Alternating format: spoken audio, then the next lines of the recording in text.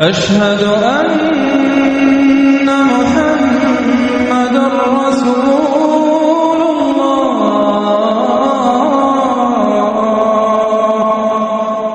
تمہیداً میں عرض کر دوں کہ مسئلہ شفاعت ہمارے دین کے بہت مشکل مسائل میں سے، بلکہ آج جب میں غور کر رہا تھا تو میں اس نتیجے پر پہنچا کہ مشکل ہونے کے اعتبار سے یہ بالکل جبر و قدر کے مسئلے کے ہم پلہ ہے۔ جیسے جبر و قدر کا مسئلہ ہے، جسے عام طور پر عام فہم الفاظ میں ہم کہتے ہیں تقدیر کا مسئلہ۔ تقدیر کا مسئلہ وہ ہے کہ جس کے بارے میں اگر کوئی بحث کی جائے، گفتگو کی جائے تو الجھ جائے گا، سمجھ میں نہیں آئے گا، اگرچہ یہ کہ چونکہ اس پر ایمان لانا یہ ہم پر واجب کیا گیا ہے، ایمان لانے کے ہم مکلف ہیں۔ چنانچہ جو ایمانیات احادیث میں بیان ہوئے ہیں کہ جن پر ایمان لانا لازم ہے، حدیث جبرائیل میں جو الفاظ ہیں ان تؤمن بالقدر خیرہ وشرہ من اللہ تعالی، آپ نے فرمایا کہ ایمان کے تقاضوں میں سے یہ بھی ہے کہ تم قدر پر ایمان رکھو، تقدیر پر ایمان رکھو کہ اس کا خیر بھی اس کا شر بھی دونوں اللہ کی طرف سے۔ لیکن یہ مسئلہ جو کہ ایمانیات کے ضمن میں اتنا اہمیت کا حامل ہے، واقعہ یہ ہے کہ اس کے بارے میں اگر کھود کریت کی جائے، گفتگو کی جائے، رد و قضا ہو، بحث و نزاع ہو تو یہ الجھ جائے گا اور حل نہیں، اگرچہ سمجھ میں آ جاتا ہے اگر انسان سمجھنا چاہے۔ اور یہ بھی میں اس لیے عرض کر رہا ہوں کہ جو چیز سمجھ میں نہ آ سکتی ہو اس پر ایمان کا واقعتاً یہ ہے کہ ہمارا مکلف ہونا پھر غیر منطقی ہو جائے گا۔ سمجھ میں تو آتا ہے لیکن بیان میں نہیں آتا۔ ان دونوں چیزوں میں بڑا فرق ہے، ایک چیز سمجھ میں آتی ہے لیکن بیان میں نہیں آ سکتی۔ بیان کرنے میں ہماری جو قوت بیانیہ ہے، ہماری جو زبان ہے، اس کی جو محدودیتیں ہیں، اس کی بنا پر وہ مسئلہ الجھ جاتا ہے۔ بہرحال آج کا میرا موضوع جو ہے وہ مسئلہ قدر نہیں ہے، لیکن میں صرف اس لیے عرض کر رہا ہوں کہ وہ مسئلہ کہ جس کے بارے میں حضور نے بہت سختی کے ساتھ منع فرمایا ہے کہ کوئی بحث و نزاع نہ کرو۔ ایک مرتبہ حضور تشریف لائے اپنے حجرے سے باہر اور آپ نے دیکھا کہ کچھ صحابہ وہ مسجد کے گوشے میں بیٹھے ہوئے کسی بحث میں مبتلا ہے، اور وہ بحث جو ہے وہ تقدیر سے متعلق ہو رہی ہے۔ حضور نے جب یہ دیکھا تو آپ کا چہرہ غصے سے تمتما اٹھا اور آپ نے غضبناک الفاظ میں فرمایا الہذا بعثت ام لہذا امرت، یا ام لہذا امرت، کیا مجھے اس چیز کا حکم دیا گیا تھا؟ کیا میں اس کام کے لیے مبعوث کیا گیا ہوں؟ یہ معاملات ایسے ہیں کہ جس کے بارے میں خاموشی اختیار کرو۔ بہرحال اسی طرح کا مسئلہ جو ہے یہ شفاعت کا مسئلہ بھی ہے۔ ویسے بھی میں نے بارہ عرض کیا ہے کہ بہت سے اکثر معاملات دنیا میں ایسے ہیں کہ جو ہمارے ہاں روایتی الفاظ آتے ہیں کہ بال سے زیادہ باریک اور تلوار کی دھار سے زیادہ تیز، کہ ذرا ادھر ہوئے تو ہلاکت ہے، ذرا ادھر ہو تو ہلاکت ہے۔ اسی طرح کا معاملہ ہے یہ صراط مستقیم اس دنیا میں بھی، اور پل صراط جسے ہم کہتے ہیں وہ قیامت میں بھی واقعتاً بہت باریک ہے، اور اس کی طرف ذرا سا بھی انسان ادھر یا ادھر ہو جائے تو گمراہی اور ہلاکت میں مبتلا ہونے کا اندیشہ ہے۔ اسی طرح کا مسئلہ شفاعت ہے۔ پہلے سمجھیے کہ شفاعت کے معنی کیا ہے۔ شفاع کا لفظ عربی زبان میں آتا ہے بنیادی طور پر ضم الشیء الی مثلہ۔ امام راغب اصفہانی رحمۃ اللہ علیہ، جن کے مفردات القرآن نہایت اہم کتاب ہے، فہم قرآن میں بہت ممد ہے، بہت معاون ہے، اور اب اچھا ہے کہ اس کا اردو ترجمہ بھی شائع ہو چکا ہے، تو جو عربی سے استفادہ نہ کر سکیں وہ اردو سے استفادہ کر سکتے ہیں کہ ہر شے کا جو مادہ ہے اس کے اصل معنی کیا ہے، اصل مفہوم کیا ہے۔ عربی زبان میں وہ مادہ جو ہے، وہ روٹ جو ہے، وہ 3 لیٹرڈ روٹ سے حرفی مادہ جو ہے وہ اصل میں کس مفہوم کے لیے استعمال ہوتا ہے۔ تو شفاع کا میں نے آپ کو بتایا راغب کے حوالے سے ضم الشیء الی مثلہ، کسی شے کو اس کے مثل کے ساتھ جمع کر دینا، ضم کر دینا، اس کے ساتھ شامل کر دینا۔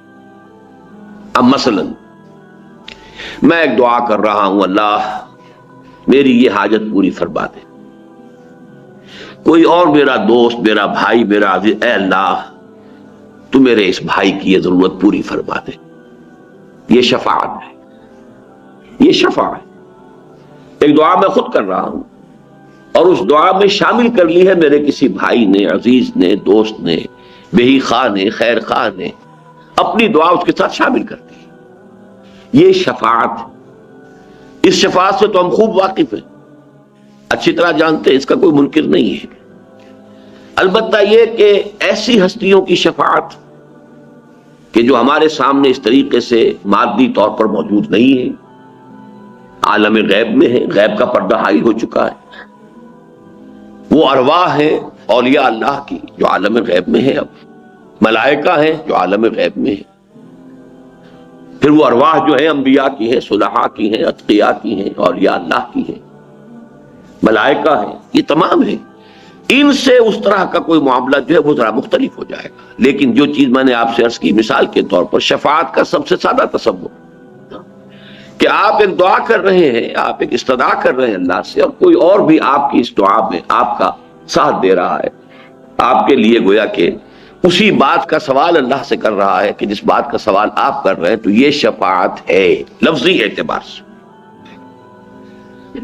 اسی طریقے سے یہ لفظ سورہ نساء میں آیا ہے، آیت نمبر 85 میں. دنیا میں جو ہم ایک دوسرے کے لیے کچھ سفارش کرتے ہیں اس کے لیے بھی لفظ شفاعت قرآن میں مستعمل ہے. آپ کا کوئی بھائی ہے، اس کا کوئی مسئلہ ہے، کسی جگہ پر کوئی ضرورت جو ہے اس کی کوئی شخص پوری کر سکتا ہے، آپ اس کے ساتھ جاتے ہیں اور گویا کہ ایک طریقے سے اسے اطمینان دلاتے ہیں کہ یہ شخص جو ہے یہ قابل اعتماد شخص ہے، یہ جو بات کہہ رہا ہے میرے علم کی حد تک اس کے اوپر آپ اعتبار کر سکتے ہیں، اعتماد کر سکتے ہیں. یہ چیز بھی شفاعت ہو گئی اس دنیا کے اندر. گویا کہ آپ نے کسی کی ضرورت میں اپنے علم کی بنا پر یا اپنی کسی وجاہت کی بنیاد پر کہ جو آپ کو کسی کے ساتھ حاصل ہے، کوئی شخص ہے جو آپ کی قدر کرتا ہے، آپ کی عزت کرتا ہے، اس کی نگاہوں میں آپ ایک معتمد علیہ انسان ہے، ایک آپ معتبر انسان ہے، آپ جو بات کہہ رہے ہیں اس کے اوپر وہ اعتبار کر سکتا ہے. تو آپ اپنی ان صلاحیتوں کو، یا یہ کہ کوئی شخص آپ سے محبت کرتا ہے اور اس کی بنا پر یہ ہے کہ وہ آپ کی بات ایک حد تک، جائز حد تک ہو تو وہ ٹالے گا نہیں. تو یہ ایک شفاعت ہے کہ جو دنیا میں بھی سفارش کے معنی میں جب ہم استعمال کرتے ہیں تو قرآن مجید میں ہمیں ایک اصول بتایا گیا، من یشفع شفاعتا حسنۃ یکن لہ نصیب منہا ومن یشفع شفاعتا سیئۃ یکن لہ کفل منہا. بالکل منطقی بات ہے. جو شخص کوئی اچھی سفارش کرے گا، اچھی شفاعت کرے گا، وہ اچھائی کے لیے بھی ہو سکتی ہے، اچھی بات کے لیے ہو سکتی ہے، پھر یہ کہ بالکل اس کے اندر کہیں بھی حد اعتدال سے تجاوز نہ ہو، کہیں زیادتی نہ ہو، کسی اور کی حق تلفی نہ ہو، ایک شخص کے لیے کوئی خیر ہو جائے بغیر اس کے کہ کسی اور کی حق تلفی ہو رہی ہو. یہ تمام پہلو ایسے ہوں گے کہ جن کو ہم کہیں گے یہ شفاعت حسنہ ہے. اس کے لیے آپ ایک دوسرے کے کام جیسے آتے ہیں، ایسے ہی اگر اس طریقے کی سفارش آپ دنیا میں کرتے ہیں جن میں جھوٹ نہیں ہے، جس میں کوئی کسی کی حق تلفی نہیں ہے، کسی کا پر ظلم نہیں ہو رہا ہے، اور وہاں پر کسی شخص کا جائز طریقے سے کام ہو سکتا ہے، وہ شخص جو ہے اس سے واقف نہیں ہے، وہ جانتا نہیں ہے، آپ کی ایک وجاہت ہے اس کے ہاں، آپ کو وہ جانتا ہے، اور آپ اپنے علم کی بنیاد پر اس سے کہتے ہیں کہ میں آپ سے عرض کرتا ہوں کہ یہ شخص قابل اعتماد ہے، میں اسے جانتا ہوں. یہ شفاعت اور صحیح دائرے کے اندر، جیسا کہ میں نے عرض کیا، پھر دہرا رہا ہوں، کسی کی حق تلفی نہ ہو، کسی پر ظلم نہ ہو، بات بالکل صحیح ہو. تو یہ شفاعت حسنہ ہے جس کی گویا کہ ایک طرح سے تاکید کی جا رہی، ترغیب دلائی جا رہی. من یشفع شفاعتا حسنۃ یکن لہ نصیب منہا. جس نے کوئی اچھی شفاعت کی، اچھی سفارش کی، اسے خود بھی اس میں سے حصہ مل جائے گا، یعنی اس کو ایک نیکی ملے گی. اللہ تعالیٰ اس کے اس عمل کو پسند فرمائے گا، اللہ تعالیٰ اس کے اس عمل کا اسے اجر و ثواب عطا کرے گا. وَمَن يَشْفَعْ شَفَاعَةً سَيِّئَةً. اب وہ تمام شرائط جو ہیں وہ اگر پوری نہیں ہو رہی ہیں، آپ جھوٹ کہہ رہے ہیں، آپ غلط انسان کی جو ہے تائید کر رہے ہیں، آپ حقائق کو کہیں چھپا رہے ہیں، توڑ مروڑ رہے ہیں، یا یہ کہ آپ کسی ایسی بات کے لیے کہہ رہے ہیں کہ جس کا اس کو حق حاصل نہیں ہے، جس سے کسی دوسرے کی حق تلفی ہو رہی ہے، تو یہ فرمایا کہ من یشفع شفاعتا سیئۃ یکن لہ کفل منہا. تو اس میں سے اب حصہ اس کو بھی مل جائے گا کہ اگر اس کی وجہ سے کسی پر کوئی ظلم ہوا ہے تو اس ظلم کی پاداش جو اللہ کے ہاں ہوگی اس میں اس شخص کا حصہ بھی ہوگا کہ جس نے اس کے لیے سفارش کی. تو یہ تو لفظ شفاعت اور شفاعت کے دو معنی کے جو مستعمل ہیں، عام ہیں، واضح ہیں، منطقی ہیں، جن میں کوئی اشکال نہیں، جن میں کوئی دقت نہیں. لیکن یہ کہ اب سمجھیے وہ شفاعت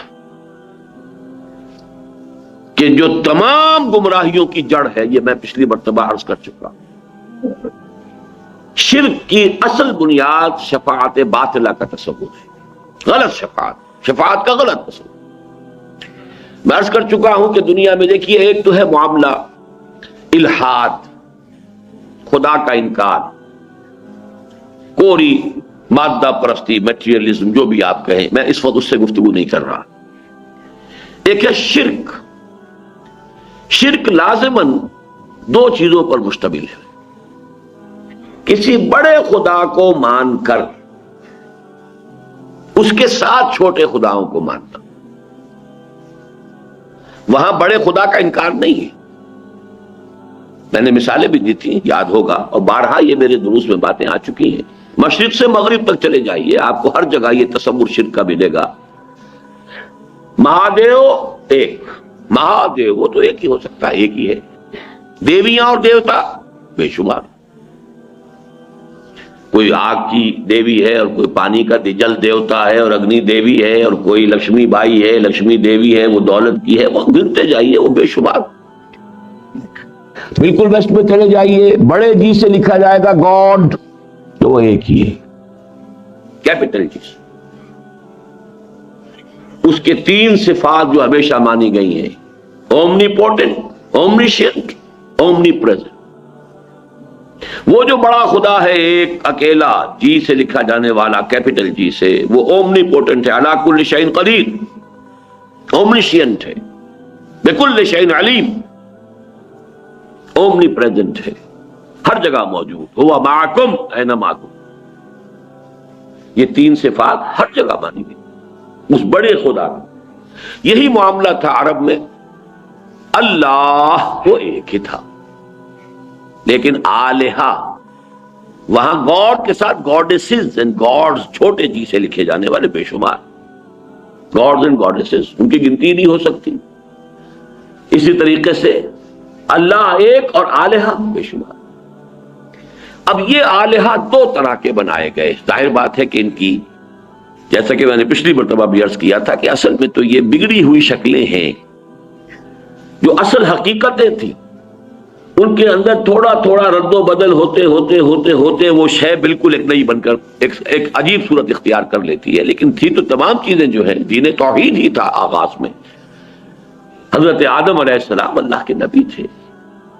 یعنی نوع انسانی کا اور تاریخ انسانی کا آغاز جو ہے وہ اندھیرے میں نہیں ہوا، ظلمت میں نہیں ہوا، تاریکی میں نہیں ہوا، جہالت میں نہیں ہوا ہے. سائنٹیفک اعتبار سے آپ کہہ سکتے ہیں کہ علم بہت کم ہوگا ان کے پاس، یا نہیں ہوگا بالکل، لیکن یہ کہ یہ العلم جو ہے،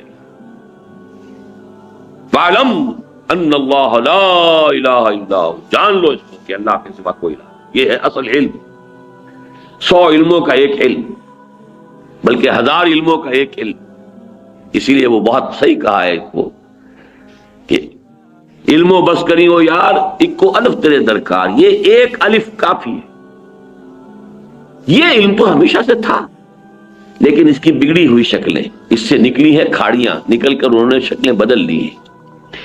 ایمان بالملائکہ جو ہمارے ہاں ایمان کے اجزاء لا ينفک میں سے ہے، اس کی بگڑی ہوئی شکل ہے جو یہ دیوتاؤں کی بنائی گئی ہے. کوئی پہاڑوں کا دیوتا ہے، کوئی فلاں کا دیوتا، ملائکہ ہے. یا وسیع اور اس کائنات جس کا کہ ابھی تک ہمیں کچھ پتہ نہیں ہے، اس کے سائز کا کوئی تصور آج بھی نہیں ہے انسان کو، قطعاً پتہ نہیں کہاں شروع ہوتی ہے کہاں ختم ہوتی ہے. اس کائنات میں ایک حکومت ہے باضابطہ، اس کی ایک بیوروکریسی کہہ لیجئے، اس کے کارندے ہیں، ان کے سول سرونٹس ہیں، وہ ملائکہ ہیں، اللہ کے احکام کی تنفیذ کر رہے ہیں. بس قرآن نے جو واضح کیا، جو حقیقت واضح رہنی چاہیے، وہ یہ کہ انہیں اختیار کوئی حاصل، یفعلون ما یؤمرون، جو حکم ملتا ہے ان میں کوئی اختیار نہیں. اگر ذرا سا بھی یہاں سے پاؤں پھسلا، ان کے لیے بھی کسی درجے میں اختیار کا تصور آ گیا، اب وہ گویا کہ نائبین بن گئے اللہ کے. اور نائب جو ہے، ظاہر بات ہے کہ اسے کچھ نہ کچھ اختیار دیا جاتا ہے، تو جب اختیار دیا جاتا ہے تو اس اختیار کے اعتبار سے اس کے ہاتھ میں آپ کا کچھ نہ کچھ خیر و شر تو آ گیا نا۔ اب اس خیر و شر کے لیے کچھ دنڈوت اس کی بھی کی جائے، کچھ اظہار تعظیم ان کے سامنے بھی ہو، کوئی اظہار نیاز کیا جائے، اظہار نیاز مندی، اظہار تعظیم۔ یہاں سے بگڑتی ہوئی وہ شکل جو ہے ایمان بالملائکہ، اس نے در حقیقت صورت اختیار کر لی ان دیوتاؤں اور دیویوں کی۔ ایک شکل تو یہ تھی، اسی کی نفی کی ہے جیسا کہ ہم پڑھ چکے ہیں پہلے۔ میں نے عرض کیا تھا کہ سورۃ الاخلاص کے تقریباً ہم وزن ہے آخری آیت سورہ بنی اسرائیل کی، وَقُلِ الْحَمْدُ لِلَّهِ الَّذِي لَمْ يَتَّخِذْ وَلَدًا وَلَمْ يَكُنْ لَهُ شَرِيكٌ فِي الْمُلْكِ۔ اس کا کوئی ساجی نہیں ہے حکومت میں اور اختیار میں، کوئی ساجی نہیں، یہ پوری بادشاہی تنہا اسی کے ہاتھ میں۔ لِمَنِ الْمُلْكُ الْيَوْمَ لِلَّهِ الْوَاحِدِ الْقَهَّارِ۔ یہ حقیقت جو قیامت میں بالکل واضح ہو جائے گی، آج ذرا چھپی ہوئی ہے، نگاہوں سے اوجھل ہے، آج اسے سمجھنے کے لیے اور اس پر اپنے دل کو قائم رکھنے کے لیے کچھ محنت کی ضرورت ہے۔ قیامت کے دن یہ اڑیا حقیقت سامنے ہو آئے گی، لمن الملک اليوم للہ الواحد القہار۔ کس کے لیے بادشاہی؟ صرف اس اللہ کے لیے جو اکیلا ہے، تنہا ہے، قہار ہے، چھایا ہوا ہے، قاہر ہے، اس کے قبضے قدرت سے کوئی شے باہر نہیں۔ تو اللہ کے ساتھ کوئی ملک میں ساجی نہیں، لم یکن لہ شریک فی الملک۔ اچھا، دوسرا تصور جو پیدا ہوا وہ اس اعتبار سے پیدا ہوا کہ انسان نے اللہ کو بھی کچھ نہ کچھ اپنے اوپر قیاس کیا، اور یہ انسان کی مجبوری ہے۔ آخر اس کی سوچ، اس کی قوت متخیلہ، چاہے ہم کہیں کہ اس قوت متخیلہ جو ہے اس کے لیے تو کوئی انتہا نہیں، کوئی لیمٹس نہیں، تخیل کو آدمی جہاں چاہے لے جائے۔ فکر انسان پر تیری ہستی سے یہ روشن ہوا ہے، پرے برغ تخیل کی رسائی تا کجا۔ لیکن جان لیجئے ہماری قوت متخیلہ بھی محدود ہے، کس معنی میں کہ ہمارا سارا جو پیرامیٹر بنتا ہے وہ تو ہمارے مشاہدات سے بنتا ہے۔ ہماری سوچ کے لیے بھی جو اس کے حدود ہیں معین ہوتی ہیں، وہ ہماری مشاہدات سے، ہماری عقل سے، ہماری سمجھ سے، اور اسی کے اعتبار سے کچھ مزید ہو جائے گا تو تخیل ہو جائے گا۔ تو انسان نے خدا کے بارے میں بھی جب بھی غور کیا تو کچھ اپنے اوپر قیاس کیا، جس کو بڑی خوبصورتی سے اقبال نے واضح کیا ہے، مکالمہ۔ ایک بت تراش ہے، وہ بت اس نے بنایا ہے، لیکن بنایا کیا ہے وہ بت تراش نے؟ اس نے اپنے دو ہاتھ دیکھے تھے، اس بت کے اندر بھی دو ہاتھ بنا دیے۔ وہ خدا بنا رہا ہے، دیوتا بنا رہا ہے، لیکن کیا بنائے گا؟ اپنے دو ہاتھ دیکھے تھے، دو ہاتھ اس کے بنا دیے۔ اپنی دو آنکھیں تھی، اس کی بھی دو آنکھیں بنا دی، ذرا موٹی موٹی بنا دی ہوں گی، بڑی بنا دی ہوں گی۔ چلیے کسی کی جو ہے وہ ہندوؤں میں سے کسی نے اس کی ناک جو ہے وہ بڑی بنائی تو وہ اس کو ہاتھی کے سونڈ کے مطابق بنا دیا۔ ایسا بھی تو ان کا خدا ہے، گنیش جی کی جو ناک ہے وہ ہاتھی کے سونڈ کے بعد۔ لیکن آدمی جائے گا کہاں؟ One can not outgrow his skin. انسان اپنے تخیلات میں بھی، تصورات میں بھی، اپنے مشاہدات سے باہر کہاں جائے گا؟ تو وہ بت یہ کہہ رہا ہے کہ تو نے مجھے خدا بنانا چاہا تھا، لیکن تو نے بنایا کیا ہے؟ مرا بر صورت خیش آفریدی، تو نے مجھے اپنی شکل پر ڈھال دیا، جو اپنے آپ کے اندر دیکھا وہ میرے اندر بنا دیا۔ برون خیشتن آخر چے دی، تو نے اپنے آپ سے باہر کیا دیکھا؟ کچھ بھی نہیں دیکھا۔ تو اسی طریقے سے انسان نے خدا کو بھی تصور کیا کہ جیسے ایک انسان کو اولاد سے محبت ہوتی ہے، بیٹا محبوب ہے۔ اچھا، بیٹا کسی اور اعتبار سے محبوب ہوتا ہے، بیٹی کی محبوبیت کسی اور اعتبار سے ہوتی ہے۔ بیٹی کمزور ہے، جن سے ضعیف ہے، لیکن یہ کہ اس پر واقعتاً یہ ہے کہ شفقت زیادہ ہوتی، بیٹے پر یہ زیادہ ہوتا ہے کہ اس کی وجہ سے میرا نام چلے گا، میرا خاندان ہے، اس کا تسلسل ہے، میرا نام باقی رہے گا، بڑھاپے میں یہ میرا سہارا بنے گا، وغیرہ وغیرہ۔ اس اعتبار سے جو اہمیت ہے وہ بیٹے کی ہے۔ لیکن یہ ہے کہ محبت اور شفقت جذباتی لگاؤ، بیٹی کوئی بات کہے تو بڑا مشکل ہوتا ہے ٹالنا۔ اور اسی اعتبار سے واقعہ یہ ہے کہ میں بسا اوقات بمشکل اپنے آنسو روکتا ہوں اس واقعے کو بیان کرتے ہوئے کہ جب حضور کے سامنے حضرت فاطمہ آئی، جن کے بارے میں حضور فرماتے ہیں فاطمہ تو بِسَتٌ مِنِّی، میرا جگر کا ٹکڑا ہے. اور انہوں نے آ کر, اب تصور کیجئے آپ کو, وہ دکھا رہی ہیں اپنے ہاتھ کے اوپر پڑے ہوئے گٹھے کہ حضور ابا جان دیکھیے یہ چکی چلا چلا کر میرے ہاتھوں پہ گٹھے پڑ گئے, کندھے کا نشان دیکھیے کہ میں مشکیدہ خود پانی بھر کر لاتی ہوں کنویں سے, مشکیدہ جو ہے اس کی وجہ سے میرے کندھے کے اوپر یہ بتیاں پڑ گئی. تو اب تو عام مسلمانوں کے ہاں بھی بڑی سہولت ہو گئی ہے, فراوانی ہے, اب وہ تنگ دستی اور وسرت کا دور ختم ہو گیا. تو ابا جان مجھے بھی کوئی کنیز, کوئی غلام عطا فرما دیجئے تاکہ میری بھی یہ مشکل آسان ہو. کیا بیتی ہوگی حضور کے قلب, تصور کیجئے. کہا کیا ہے, نہیں بیٹی یہ چیزیں ہمارے لیے نہیں, میں تمہیں اس سے بہتر چیز دے رہا ہوں. ہر نماز کے بعد وہ تسبیح فاطمہ جو مشہور ہے, جب بھی کبھی آپ یہ تسبیح فاطمہ کیا کریں تو اس واقعے کو یاد کر لیا کیجئے. یہ تسبیح فاطمہ کا شان نزول کیا ہے, یہ کب عطا کی ہے حضور نے صلی اللہ علیہ وسلم اپنے جگر گوشے کو, جب یہ درخواست دے کر حضرت فاطمہ حاضر ہوئی رضی اللہ تعالی. نہیں بیٹا یہ چیزیں ہمارے لیے نہیں ہیں, یہ اوروں کے لیے. ہمارے لیے تو جو چیزیں بہتر ہیں میں تمہیں وہ دے رہا ہوں. نماز کے بعد 33 مرتبہ سبحان اللہ, 33 مرتبہ الحمدللہ, 33 یا 34 مرتبہ اللہ اکبر کہہ لیا کرو. روایات میں تھوڑا سا فرق ہے, ورنہ یہ کہ 100ویں کی تعداد پوری ہوتی ہے ایک اور طویل کلمے سے. لیکن یہ کہ بہرحال یہ تسبیح فاطمہ جو عطا کی گئی ہے اس وقت, تو یہ جو بیٹی کا ایک خاص معاملہ ہوتا ہے اس کو ذہن میں رکھیے. تو عربوں نے اللہ کی بیٹیاں قرار دے دیا فرشتوں کو, وہی فرشتے جنہیں نائبین سلطنت قرار دیا ایسٹ اور ویسٹ میں, انہی کو خدا کی بیٹیاں قرار دے دیا عربوں نے. اب یہ لاڈلی بیٹیاں سفارش کریں گی تو اللہ نہیں ٹال سکتا, یہ ہے. اسی طریقے سے اللہ کے کچھ دوست بھی تو ہیں, اولیاء ہیں, آخر وہ دوستی جو ہے وہ بھی تو کوئی بنیاد ہے. دوست سفارش کرے گا تو دوست کیسے ٹال دے گا. یہ دوسرا تصور تھا کہ جس کے تحت سفارش کا تصور جو ہے اس مذہب کے پورے ڈھانچے کے اندر, اس کے پورے سانچے کے اندر داخل ہوا. توحید ہی سے یہ شاخیں نکلی ہیں. جیسا کہ میں آپ کو بتا چکا ہوں کہ تلبیہ بھی کون سا تھا, لبیک اللہم لبیک, لبیک لا شریک لک لبیک الا شریکا تملکہ وما ملک.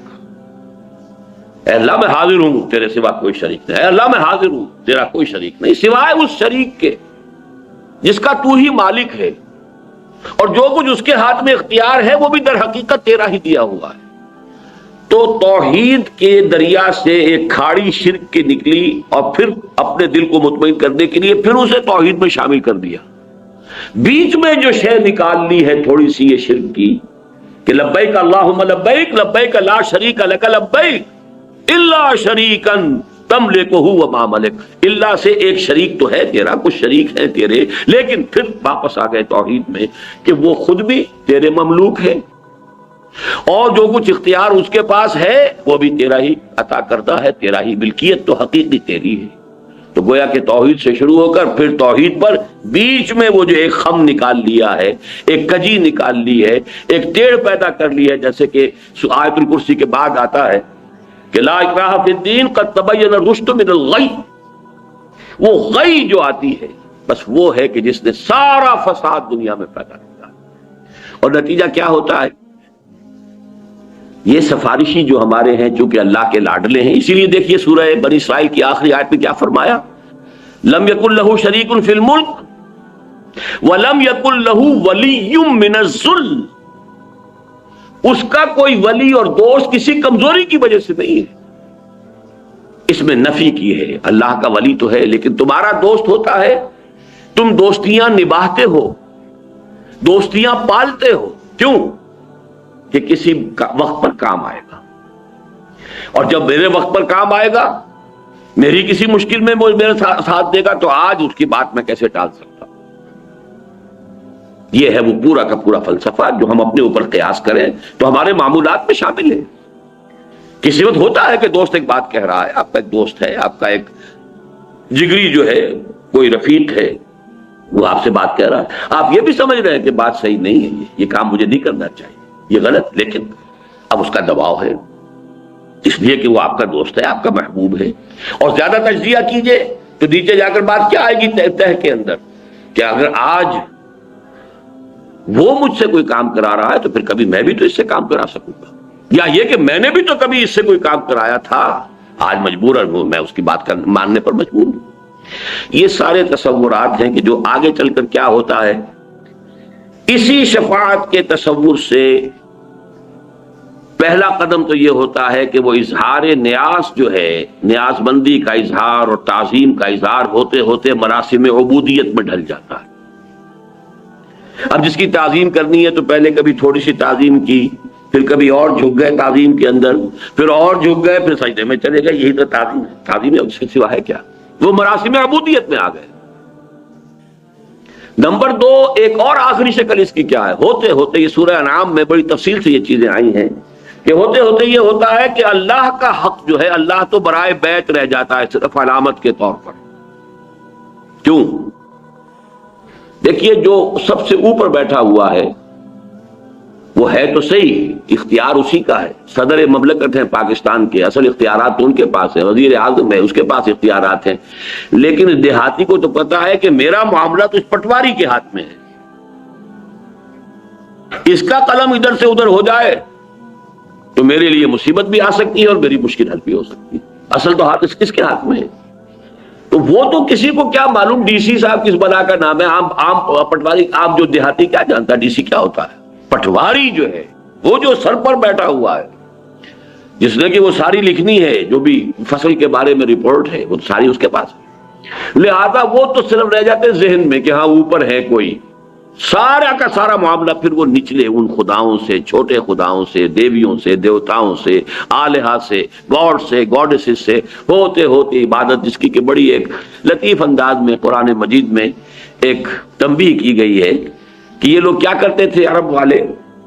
فصل کی یہ کوئی فصل ہے، فصل میں سے کچھ حصہ معین کر دیا، یہ اللہ کے لیے ہم خیرات کریں گے، اللہ کے نام پر، اللہ کے لیے، اور یہ تھوڑا سا حصہ جو ہے یہ ہمارے فلاں معبودوں کے لیے، فلاں معبود کے لیے، کچھ نہ کچھ تو ان کو بھی دینا ہے. کیا اتنا بڑا غلہ ہے، اس میں سے اتنے جانور تو ہم نے اللہ کے نام پہ چھوڑ دیے، ٹھیک ہے یہ اللہ کے لیے ہے، لیکن یہ کوئی تھوڑے بہت جو ہیں یہ ان فلاں معبود کے لیے، فلاں کے لیے. اب فرض کیجئے آ گیا قحط، تو اللہ کے حصے میں تو ہاتھ ڈال لیں گے، وہ چھوٹے معبود کے حصے کو نہیں چھیڑ سکتے، اس لیے کہ اس کا تو وہ جس کو پنجابی میں کہتے ہیں کہ رب نیڑے کے سن، وہ تو ان کا مکہ تو قریب ہے، وہ اللہ تو دور ہے. بلکہ یہاں تک کہ پھر جو اللہ کا حق ہے وہ تو ان کو مل جائے گا، ان کے حق میں شامل ہو جائے گا، لیکن جو ان کا حق ہے وہ اللہ کے حق میں شامل نہیں. یہ ساری جو ہے آخری جو اس بیماری کی جو تیسری سٹیج ہے اس سب کا تذکرہ سورہ انعام کے اندر موجود ہے. یہ سفارش نے اصل میں دنیا میں عقائد اور مذاہب کی دنیا میں جو تدریجاً توحید کی جڑ کاٹ دی، کفر اور شرک کی شکل اختیار کر دی، اس کی نفی کے لیے قرآن مجید میں اب آپ دیکھتے ہیں کہ شدت کے ساتھ شفاعت کا انکار. لیکن اس سے بھی پہلے میں ایک اور بات واضح کر دوں. قرآن مجید کو آپ پڑھیے تو زور ہے عمل پر. میں اس وقت صرف 3 آیتیں سورہ نجم کی پڑھوں گا. لیس للانسان الا ما سعى وان سعيه سوف يرى ثم يجزاه الجزاء الاوفى. نہیں ہے انسان کے لیے مگر صرف وہ جس کے لیے اس نے خود محنت کی. ہاں اس کی محنت اس کے سامنے رکھ دی جائے گی، وہ دیکھ لے گا، دکھا دی جائے گی. جیسے کہ فرمایا فَمَن يَعْمَلْ مِثْقَالَ ذَرَّةٍ خَيْرًا يَرَهُ وَمَن يَعْمَلْ مِثْقَالَ ذَرَّةٍ شَرًّا يَرَهُ. معلوم ہوا کہ سارا دار و مدار جو ہے انسان کا، کامیابی کا، فوز و فلاح کا، وہ تو انسان کے عمل پر ہے، محنت پر ہے، مشقت پر ہے، جد و جہد پر ہے. لَيْسَ لِلْإِنسَانِ إِلَّا مَا سَعَى. یہ تو ہے قرآن مجید کی جو مین تعلیم آپ کہیں گے. 90% کو اگر آپ دیکھیں گے تو وہ یہی ہے، لَيْسَ لِلْإِنسَانِ إِلَّا مَا سَعَى وَنَسَعْيَهُ سَوْفَ يُرَىٰ. لیکن اس کے ساتھ ہی آپ کو قرآن مجید میں بھی یہ بات بھی معلوم ہو جائے گی کہ کسی نیکی کی توفیق بھی انسان کو از خود حاصل نہیں ہوتی جب تک اللہ کی توفیق ہو. معلوم ہوا کہ اس میں لیس للانسان الا ما سعی، وہ جو ایک یوں سمجھیے کہ ایک اصول موضوعہ ہے، اصل وہی ہے، جڑ وہی ہے، بنیاد وہی ہے، لیکن وما تشاءون الا ان یشاء اللہ، تمہارے اندر یہ ارادہ کا پیدا ہونا، تمہارے اندر اس جذبے کا ابھرنا، تمہارے اندر خیر کا داعیہ بیدار ہونا، تمہارے اندر اچھے جذبات کا نشو و نما پانا، یہ بھی تو اللہ کی توفیق سے۔ نمبر 2، حضور کی حدیث اب آپ کو سنا رہا ہوں، کوئی شخص جنت میں محض اپنے عمل پر نہیں جا سکے گا، اور یہ ایسا کیٹیگوریکل سٹیٹمنٹ تھا کہ میں یہ کہا کرتا ہوں، آپ نے بارہا سنا ہوگا میری زبان سے، کہ بڑی ہمت اور جرت سے کام لیا کسی صحابی نے، جو حضور سے پوچھ لیا کہ کیا حضور آپ بھی؟ کوئی انسان جنت میں محض اپنے بل سے، اپنے عمل کی بنیاد پر داخل نہیں ہو سکتا۔ حضور کیا آپ بھی؟ فرمایا ہاں میں بھی، الا ان یتغمدنی ربی برحمتہ، جب تک میرا رب اپنی رحمت سے مجھے ڈھانپ نہ دے، اپنی رحمت کے سائے میں نہ لے لے، میں بھی جنت میں داخل نہیں ہوں۔ اب ان دو انتہاؤں کو آپ نے دیکھ لیا، اس کا نتیجہ میں بعد میں نکالوں گا، نتیجہ کیا نکلتا ہے، لیکن میں اسی کے حوالے سے شفاعت کا مسئلہ حل کرنا چاہتا ہوں۔ قرآن مجید ایک طرف تو ان آیات کو آپ دیکھیے، اپنے ذہن میں رکھیے کہ جس میں کیٹیگوریکل ڈینائل ہے، ایبسلیوٹ کیٹیگوریکل ڈینائل، کوئی شفاعت قیامت میں نہیں، قرآن مجید میں آیات۔ چنانچہ کفار و مشرکین کی بات تو چھوڑ دیجئے، وہ تو بار بار قرآن میں آیا ہے، بار بار آیا ہے، ان کا جو تصور تھا شفاعت باطلہ کا تھا، اس کی نفی تو کی گئی ہے ہر جگہ پر۔ اب میں یہاں مسلمانوں سے جو بات کہی گئی ہے وہ بتا رہا ہوں۔ ایک سابقہ امت مسلمہ، یہ الفاظ جو ہیں یہ میں نے ہی عام کیے ہیں کہ سابقہ امت مسلمہ بھی ایک تھی اور ابھی تک موجود ہے ان ایگزائل، جیسے کہیں کا کوئی بادشاہ ہو اور وہ کہیں جلا وطن ہوا ہو، لیکن موجود تو ہے سابقہ امت مسلمہ یہود۔ اور بعض اعتبارات سے آپ اپنے آپ سے اگر تقابل کریں گے تو ان کا پلڑا بہت بھاری ملے گا آپ کو۔ وہ جو غالب نے کہا تھا کہ ریختہ کہ ایک تم ہی استاد نہیں ہو غالب، سنتے ہیں اگلے زمانے میں کوئی میر بھی تھا، ہم ہی تو نہیں امت مسلمہ، اگلے زمانے میں کوئی اور امت بھی تھی، اور وہ بھی موجود ہے آج تک۔ بنی اسرائیل 2000 برس عمر ہوئی اس امت کی، اس لیے کہ بحیثیت امت بنی اسرائیل کے بعد امت محمد صلی اللہ علیہ وسلم 7ویں صدی عیسوی سے شروع ہو رہی ہے امت محمد، اور 1400 قبل مسیح سے شروع ہوئی تھی سابقہ امت مسلمہ امت موسیٰ بنی اسرائیل،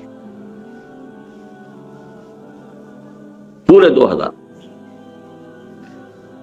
اور مزید یہ ویسے یہ کہ قرآن مجید اپنی عظمت کے اعتبار سے تمام کتب سابقہ پر حاوی ہے، زیادہ بھاری ہے، مہیمنن علیہ ہے، لیکن تعداد کے اعتبار سے تو ہم 4 کتابوں پر ایمان رکھتے ہیں نا، جن میں سے 3 وہ ہیں جو سابقہ امت کو دی گئی، تورات، زبور، انجیل۔ نمبر 3، 1400 برس، اور اس کو خاص طور پہ اس لیے میں نوٹ کرایا کرتا ہوں کہ 1400 برس آج ہماری عمر ہوئی ہے امت مسلمہ کی، 1400 برس، 15ویں صدی شروع ہوئی ہے ہجری، 17واں سال ہے۔ 1400 برس اس امت کے اس حال میں گزرے کہ ایک لمحہ بھی ایسا نہیں آیا کہ کوئی نبی موجود نہ ہو۔ A continuous chain of انبیاء، کلما ہلک نبی خلفہ نبی، جب بھی کوئی نبی فوت ہوا اس کا خلیفہ کوئی اور نبی ہو گیا، اس کے بعد میں جانشین نبی تھا، اور شروع بھی 2 سے ہوئے اور اختتام بھی 2 پر ہوا ہے۔ This chain, long chain of prophets starting with 2، موسیٰ بھی نبی، ہارون بھی نبی،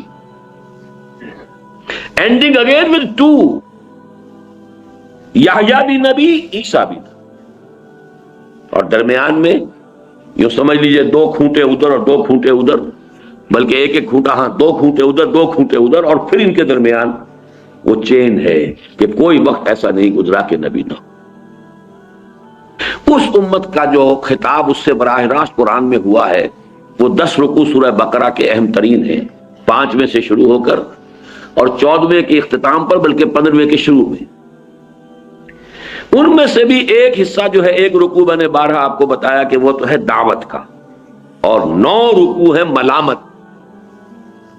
تم نے یہ کیا، تم نے یہ کیا، تمہاری یہ گمراہی، تمہاری یہ غلطی، تم نے دین میں یہ تحریف کی، تم نے یہ تصورات غلط اختیار کی، وغیرہ وغیرہ۔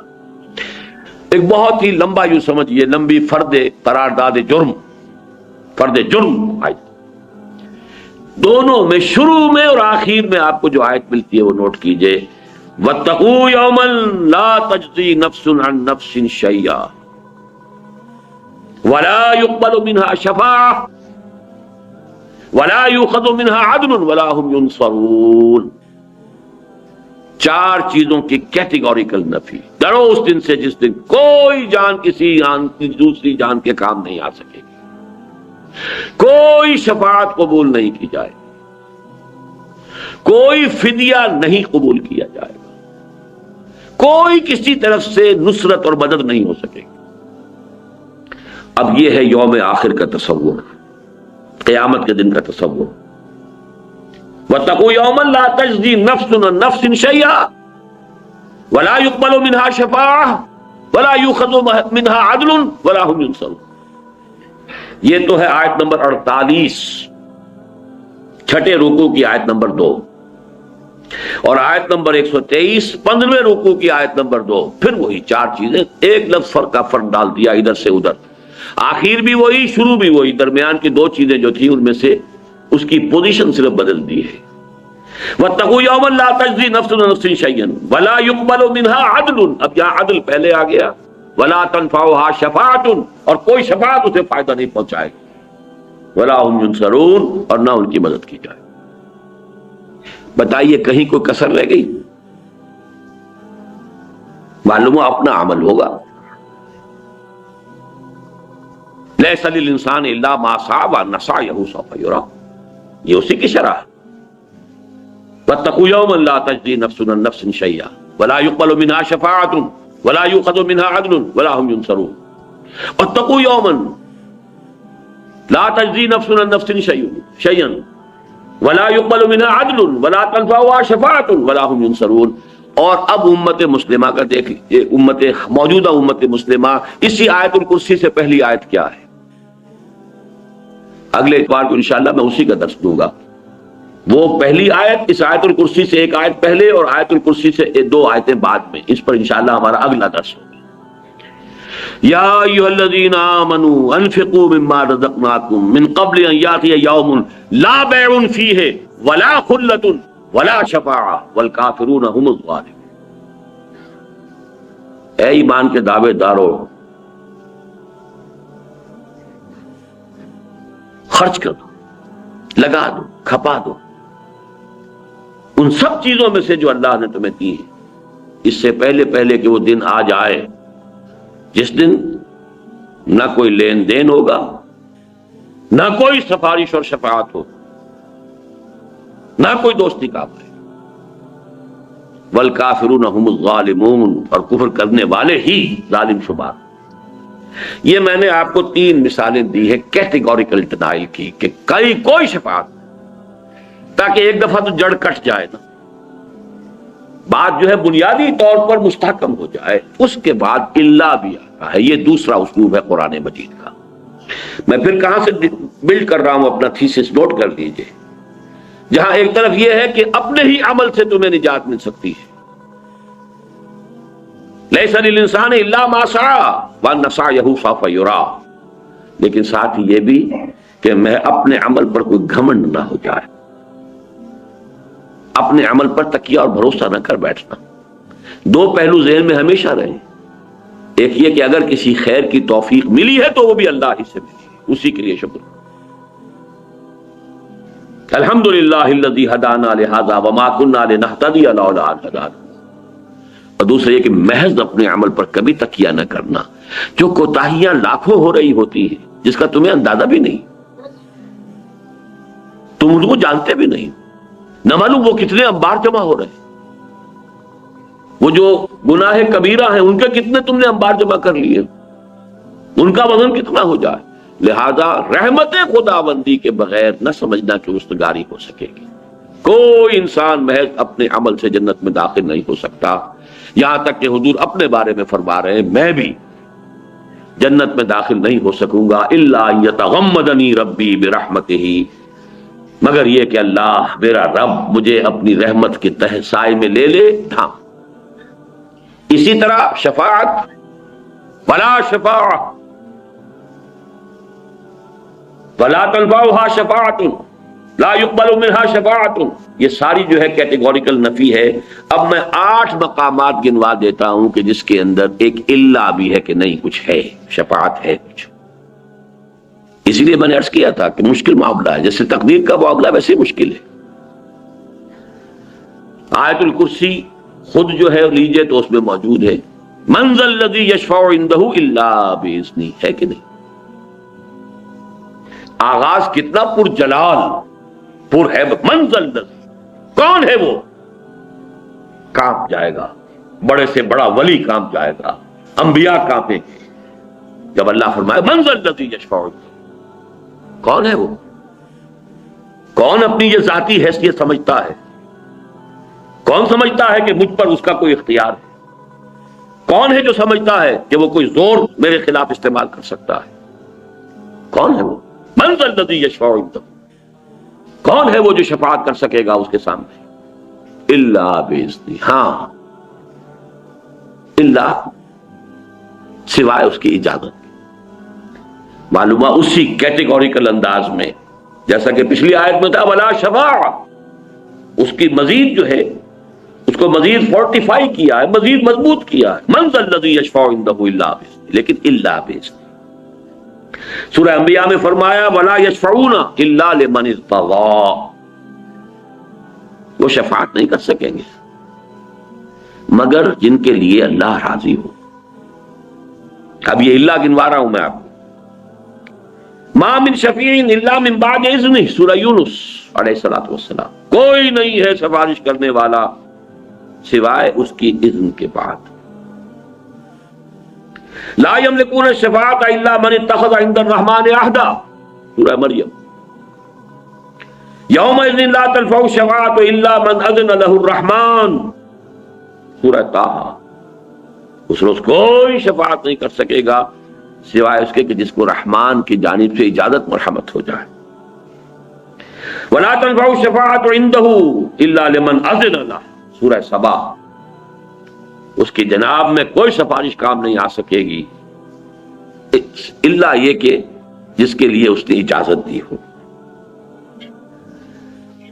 سورہ زخرف میں فرمایا ولا یملکون الذین یدعون من دونہ الشفاعۃ الا من شہد بالحق،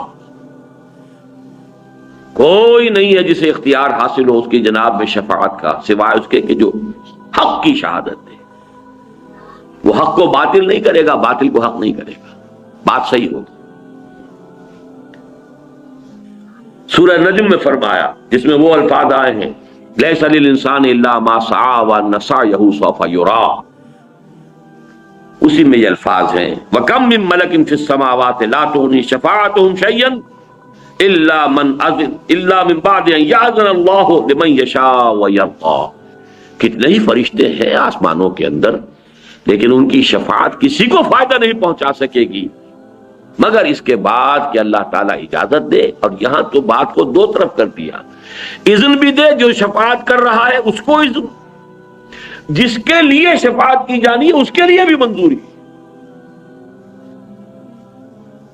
یہاں شرطیں دو طرف، من بعد ان یاذن اللہ لمن یشاء ویرضی، اللہ اجازت دے۔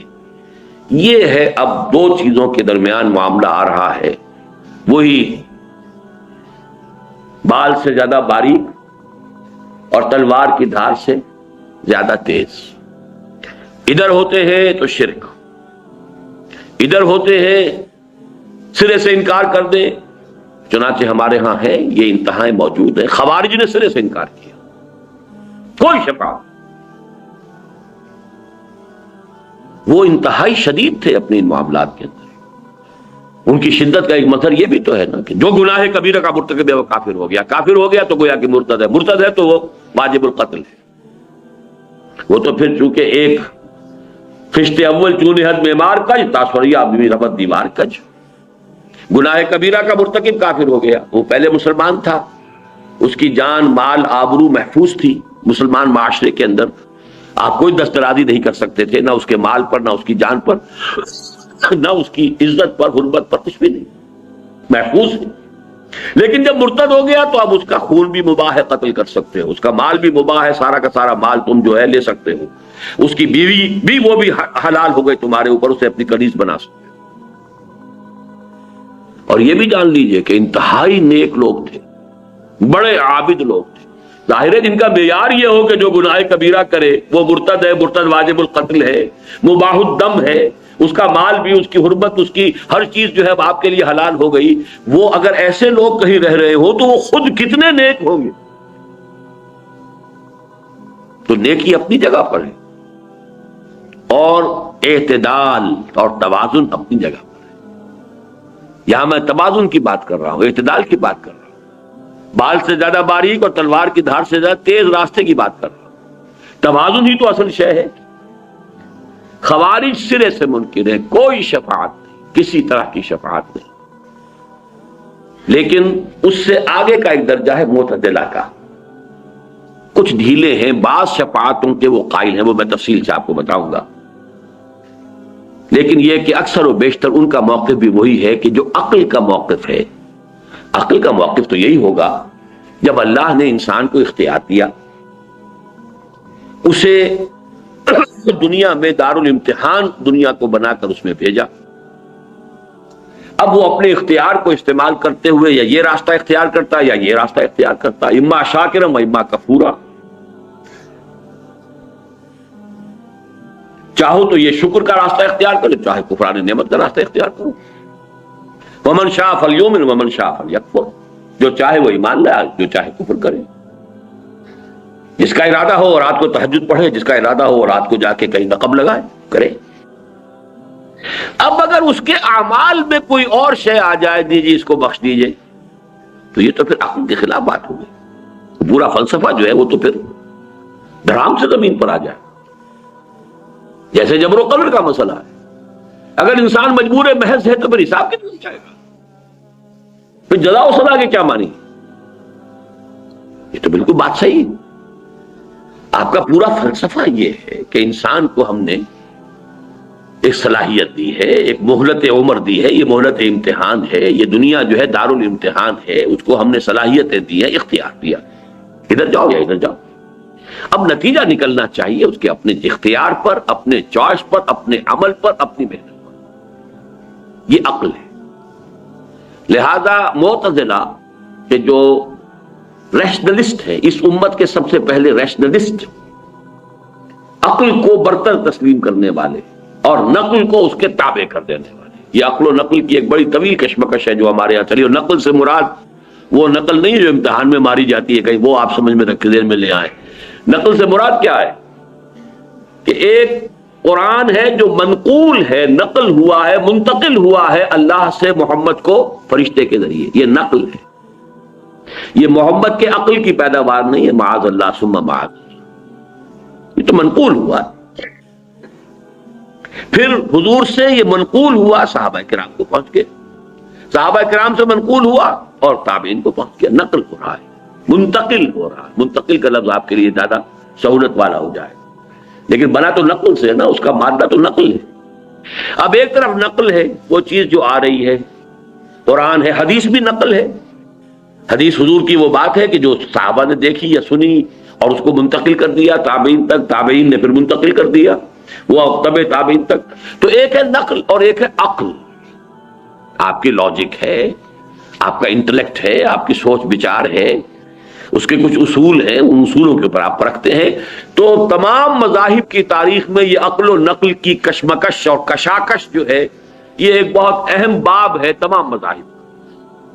جس کے نتیجے میں علم الکلام پیدا ہوا، چاہے وہ عیسائیوں کا علم الکلام ہے یا یہودیوں کا علم الکلام ہے یا مسلمانوں کا علم الکلام ہے۔ علم الکلام نام ہی اس کا ہے کہ عقل اور نقل میں کوئی ربط پیدا کیا جائے، کوئی ان کے درمیان ایسی شکل پیدا ہو جائے کہ تضادات رفع ہو جائیں۔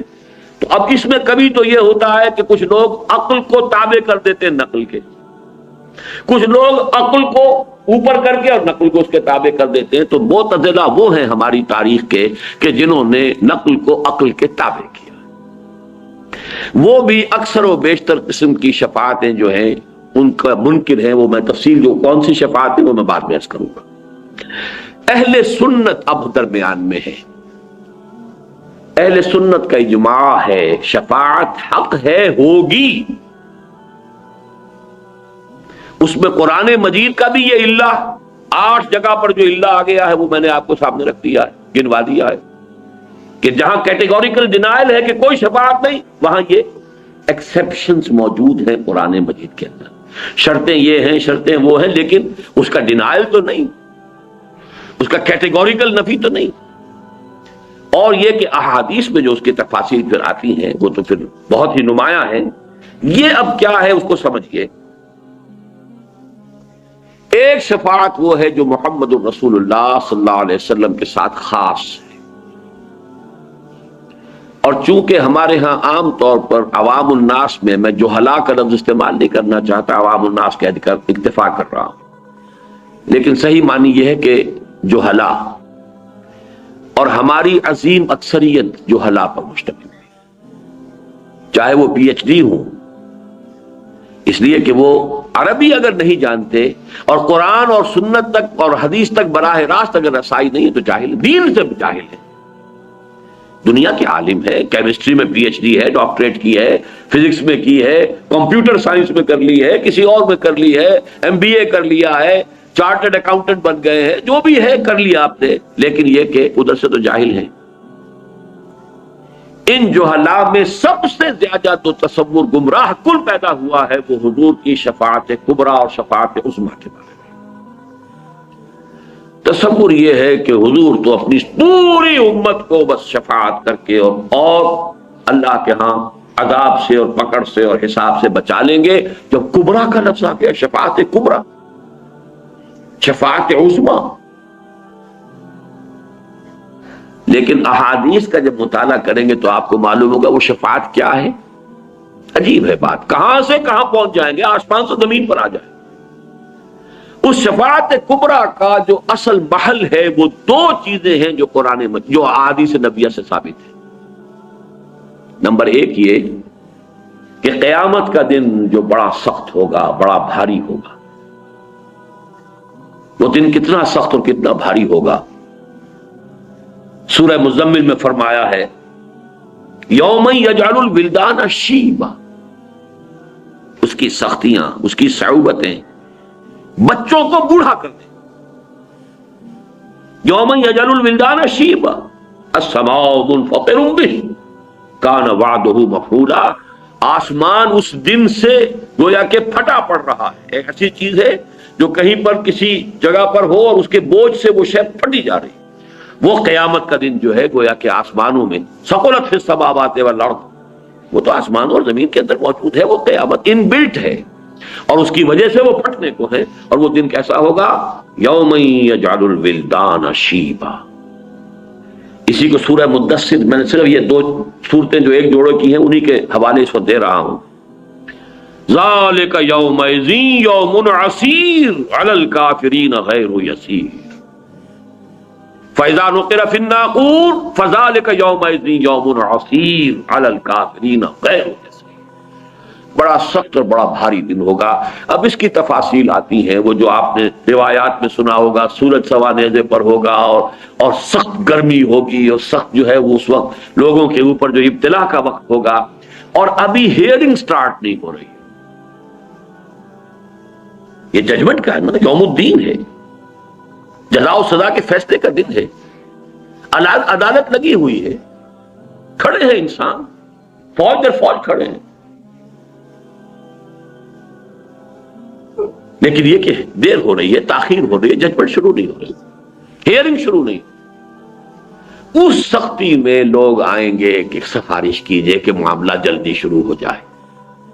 آدم کے پاس آئیں گے، آپ ابو الآدم ہیں، آپ تمام انسانوں کے آپ والد ہیں، ابو الانسان ہیں، آپ ہمارے لیے سفارش کیجیے. وہ انکار کریں گے، نہیں میرا یہ مقام نہیں ہے. اس طرح تمام انبیاء کا ایک ایک کر کے، اور اس کے بارے میں جو آپ سنا ہوگا بارہا روایات، نفسی نفسی، ہر ایک یہ کہے گا کہ مجھے تو خود اپنی پڑی ہوئی ہے، میں کیا سفارش کروں.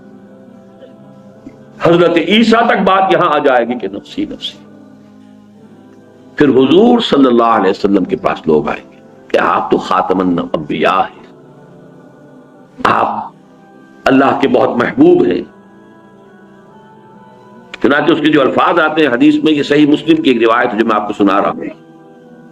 فَيَقُولُونَ، اب وہ لوگ کہیں گے یا محمد، اے محمد صلی اللہ علیہ وسلم، انت رسول اللہ وخاتم الانبیاء وغفر اللہ لك ما تقدم من ذنبك وما تأخر. اے محمد صلی اللہ علیہ وسلم، آپ تو اللہ کے رسول، تمام انبیاء پر مہر، تمام انبیاء کے خاتم، اور آپ کے لیے تو اللہ تعالیٰ نے قرآن میں ہی اعلان کر دیا تھا کہ آپ کی ساری خطائیں معاف، کوئی خطا اگر ہے بھی سب معاف، جو بھی پچھلی اور اگلی ہیں. لہذا آپ ہمت کیجئے، اشفع لنا الی ربک، الا تری، آپ دیکھ نہیں رہے، کوئی شفاعت کیجئے ہماری، آپ دیکھ نہیں رہے، ما نحن فیہ، الا تری ما قد بلغنا، آپ دیکھ نہیں رہے ہمارے کیا حالت ہو گئی ہے، ہم کس حال میں ہیں، کس مصیبت میں ہیں، کس مشقت میں ہیں. فَانطَلِقُوا، تو حضور فرماتے پھر میں چلوں گا. فَآتِي تحت العرش، میں عرش خداوندی کے نیچے کھڑا ہو جاؤں گا. فَأَقَعُ سَاجِدًا لِرَبِّي، اور پھر میں اپنے رب کے لیے سجدے میں گر جاؤں گا. یہاں بھی نوٹ کر لیجئے، وہ بات نہیں ہے کہ کوئی زور ہے، کوئی تحکم ہے، وہ جو آپ کے ہاں ہے مشہور، خدا جنو پکڑے چھڑا لے محمد، محمد پکڑے چھڑا کوئی نہیں سکتا. اب وہ جو تصورات ہیں وہ بالکل کوئی اور تصویر ہے جو دنوں میں بیٹھی ہوئی ہے، کوئی اور نقشہ ہے. حدیث میں شفاعت کا جہاں اس بات ہو رہا ہے وہاں سمجھیے کہ وہ کیا ہے، نقشہ کیا ہے. فَانطَلِقُوا، میں چلوں گا، آگے بڑھوں گا. فَآتِي تحت العرش، عرش خداوندی کے بالکل نیچے پہنچ جاؤں گا. فَأَقَعُ سَاجِدًا لِرَبِّي، اور پھر میں اپنے رب کے لیے سجدے میں گر جاؤں گا. ثُمَّ يَفْتَحُ اللَّهُ عَلَيَّ وَيُلْهِمُنِي مِن مَحَامِدِهِ وَحُسْنِ الثَّنَاءِ عَلَيْهِ شَيْءً لَمْ يَفْتَحْهُ لِأَحَدٍ قَبْلِي، اور اس وقت اللہ تعالیٰ مجھ پر کھولے گا اپنے حمد اور ثنا کے بعد ایسے امور کہ جو اس سے پہلے اس نے کسی پر نہیں کھولے. میں نے یہ 50s میں یہ روایت سنی تھی ایک مرتبہ، ذرا مختلف الفاظ میں، مجھے یاد آ گئے مولانا داؤد غزنوی رحمۃ اللہ علیہ. وہ ایک عجیب، یوں سمجھیے کہ ایک کمبینیشن عجیب تھا ان کی شخصیت میں. ایک طرف تو اہل حدیث، دوسری طرف صوفی. یہ دونوں چیزیں بڑی مشکل سے جمع ہوتی ہیں. اہل حدیث عام طور پر تصوف کے دشمن، لیکن یہ کہ ان کے ہاں میں نے دیکھا کہ یہ دونوں چیزیں جمع تھیں. تو انہوں نے ایک خطبہ جمعہ میں منٹگومری میں یہ واقعہ بیان کیا. تو آیا کہ اس روز میں اپنے رب کی وہ حمد کروں گا. وہ کوئی دوسری روایت ہے کہ قیامت کے دن لواء الحمد بیدی، اللہ کے حمد کا جھنڈا میرے ہاتھ میں، اور اس روز جو حمد میں اللہ کی بیان کروں گا وہ آج نہیں کر سکتا. یہ میں نے اپنے بعض دروس میں اس کی تفصیل بیان کی ہوئی ہے کہ حمد انسان کرتا ہے اپنی معرفت اور انڈرسٹینڈنگ کی مناسبت سے. آپ نے کسی شے میں کوئی حسن دیکھا، اس کے کچھ پہلو آپ پر نمایاں ہو گئے کہ اس میں یہ محاسن ہے، یہ خوبیاں ہیں، یہ اچھائیاں، یہ آپ کی انڈرسٹینڈنگ ہے، اپریسیشن ہے. جتنی اپریسیشن ہے اتنا ہی تو بیان کر سکیں گے نا. اس کے بعد پہلو ہیں جو ابھی آپ کو پر واضح نہیں ہوئے، آپ کے اندر اس کو اپریشیٹ کرنے کی صلاحیت ہی نہیں فرض کیجئے، تو اس کو کیسے بیان کریں گے؟ تو جہاں بھی آپ تعریف کریں گے، حمد کریں گے، مدح کریں گے، توصیف کریں گے، تحسین کریں گے، یہ لمیٹڈ ہوگی آپ کی اپنی قوت ادراک پر. آپ نے کتنا کچھ سمجھا، کتنا انکشاف آپ پر ہوا. اس لیے تو میں کہا کرتا ہوں کہ قرآن مجید کی عظمت کا جو انکشاف علامہ اقبال پر ہوا ہے میرا مطالعہ کہہ لیجئے بہت محدود ہے، لیکن بہرحال میرے علم کی حد تک کسی دوسرے انسان پر قرآن مجید کی عظمت کا وہ ادراک اور وہ انکشاف میں نے نہیں پایا۔ بڑے سے بڑے عالم، یہ انکشاف ہے، یہ اپریسیشن۔ ایک بہت بڑا فلسفی ہی اپریشیٹ کر سکے گا نا کہ قرآن کی اس آیت میں کس قدر بڑا فلسفہ ہے۔ آپ آدمی کو کیا پتا کیا اس پر لکھا ہوا ہے۔ وَلَا تَكُونُوا كَالَّذِينَ نَسُوا اللَّهَ فَأَنسَاهُمْ أَنفُسَهُمْ، وہ اقبال ہی نے سمجھا کہ اسی سے کہتا ہے کہ میرا پورا فلسفہ خود ہی جو ہے وہ اس ایک آیت سے مستنبت ہے۔ جس کو فلسفہ وجود کی کبھی ہوا بھی نہیں لگی، اسے پتہ ہی نہیں کہ وجود کا مسئلہ کیا ہے، اسے کیا پتا هو الاول والآخر والظاہر والباطن میں کیا سمندر ہے معرفت کا کہ جو مزبر ہے۔ تو انکشاف اس عظمت قرآن کا اپنی استعداد، اپنی صلاحیت، اپنی وسعت علم، اپنے ذہن کا جو یہ ظرف ہے وہ کتنا گہرا ہے، کتنا چوڑا ہے، کتنا بڑا ہے، اس میں کتنی کچھ سمائی ہو سکتی ہے، اسی کے اعتبار سے ہوتا ہے۔ تو اس حوالے سے حضور فرماتے اس روز جو میں حمد اللہ کی بیان کروں گا وہ آج نہیں کر سکتا، یعنی اس وقت اللہ تعالیٰ کی صفات کمال، اس کا جو مجھ پر انکشاف ہوگا اس دن، وہ آج مجھ پر نہیں ہے۔ حالانکہ آج بھی جتنا ہے ہم اس کا تصور نہیں کر سکتے۔ حضور کی اس حیات دنیاوی کے دوران میں بھی جو تصور تھا وہ بھی ہمارے لیے وراء الورا ثم وراء الورا ثم وراء الورا، ہمارے تصور سے تو وہ بھی دور۔ لیکن حضور فرماتے ہیں کہ خود میں بھی آج وہ ادراک اور شعور جو ہے مجھے حاصل نہیں جو اس وقت مجھے عطا کیا جائے گا۔ اور یہاں اس حدیث میں، یہ صحیح مسلم کی روایت ہے، اس کی پورے الفاظ میں نے آپ کو سنا دیے، ثم یفتح اللہ علی ویلہمنی، پھر اللہ مجھے الہام فرمائے گا۔ اب دیکھیے بہت اہم لفظ آیا یہاں پہ الہام کا، اور یہ میری بحث میں ابھی آئے گا بڑی اہمیت کے ساتھ۔ اسی سے گرہ کھلتی ہے شفاعت کی ایک اہم اور ایک بڑے ہی غامض مسئلے کی۔ الہام اللہ فرمائے گا مجھے اپنے حمد کی، محامد، وہ چیزیں، وہ اوصاف، وہ چیزیں، وہ ایٹریبیوٹس کہ جن پر حمد کی جائے، قابل حمد جو اللہ کی ذات کے پہلو ہیں، وہ اس دن جو مجھے اللہ الہام کرے گا وہ ہوں گے کہ جو کسی پر اس نے نہیں کھولے۔ فتح، کھولنا، واضح کرنا، عام کرنا۔ اس لیے مجھے ایک اور دعا یاد آ گئی جو میرا کتاب چاہے مسلمانوں پر قرآن مجید کے حقوق، اس کے اختتام پر ایک دعا ہے جو کئی دعائیں جو ہیں ذرا تھوڑے تھوڑے لفظی فرق کے ساتھ کتابوں میں ہے، تھوڑا تھوڑا فرق ہے، میں نے جمع کیا۔ بہت بڑا خزانہ ہے، معرفت رب کا بہت بڑا خزانہ، مقام عبدیت کا بہت بڑا مظہر۔ اللہم انی عبدک وابن عبدک وابن امتک فی قبضتک ناصیتی بیدک ماض فی حکمک عدل فی قضاؤک۔ ذرا اندازہ کیجئے عبدیت کا۔ اے اللہ میں تیرا بندہ ہوں، اللہم انی عبدک وابن عبدک، میرا باپ بھی تیرا ایک ادنا غلام تھا، وابن امتک، میری ماں بھی تیری ادنا کنیز تھی۔ اللہم انی عبدک وابن عبدک وابن امتک فی قبضتک، میں تیرے قبضہ قدرت میں ہوں، ناصیتی بیدک، میری پیشانی تیرے ہاتھ میں ہے، ماضٍ فی حکمک، میرے پورے وجود میں تیرا ہی حکم جاری و ساری ہے، عدل فی قضاؤک، میرے بارے میں جو فیصلہ تو کرے وہ عدل پر مبنی ہے، کوئی شک ہے ہی نہیں تیرے عدل پر۔ اب اس کے بعد سوال ہے، یہ حمد کرنے کے بعد سوال ہے۔ میں سمجھتا ہوں کہ بہت کم نصیبی ہے ان کی جنہوں نے میرا وہ کتابچہ پڑھا اور یہ دعا یاد نہیں کی۔ اللہم انی عبدک وابن عبدک وابن امتک فی قبضتک ناصیتی بیدک ماضٍ فی حکمک عدل فی قضاؤک۔ یہ ساری حمد تحمید ہے، یہ ساری تواضع، یہ عاجزی، یہ ان کے ساری تمہید ہے کس بات؟ اسألوک بکل اسم ہو لک، اے اللہ میں تجھ سے سوال کرتا ہوں تیرے ہر اس نام کے حوالے سے جو تیرا ہے، جو تیرے اسماء ہیں، میں انہی کے حوالے سے پکار سکتا ہوں۔ قرآن مجید میں آیا کہ نہیں، لہ الاسماء الحسنی فادعوہ بہا، اللہ کو جب بھی پکارنا ہو اللہ کے ناموں کے حوالے سے پکارو۔ اللہ تیرا جو بھی نام ہے میں اس کا واسطہ دے کر تجھ سے سوال کروں. اسألوک بکل اسم هو لک سمیت بہ نفسک، جس سے تو نے اپنے آپ کو موسوم کیا، خود اپنے لیے وہ نام اختیار کیا. او انزلتہ فی کتابک، یا وہ نام تو نے اپنی کسی کتاب میں نازل فرمایا. او علمتہ احدا من خلقک، یا وہ نام جو تو نے اپنے بندوں میں سے کسی کو کبھی سکھایا.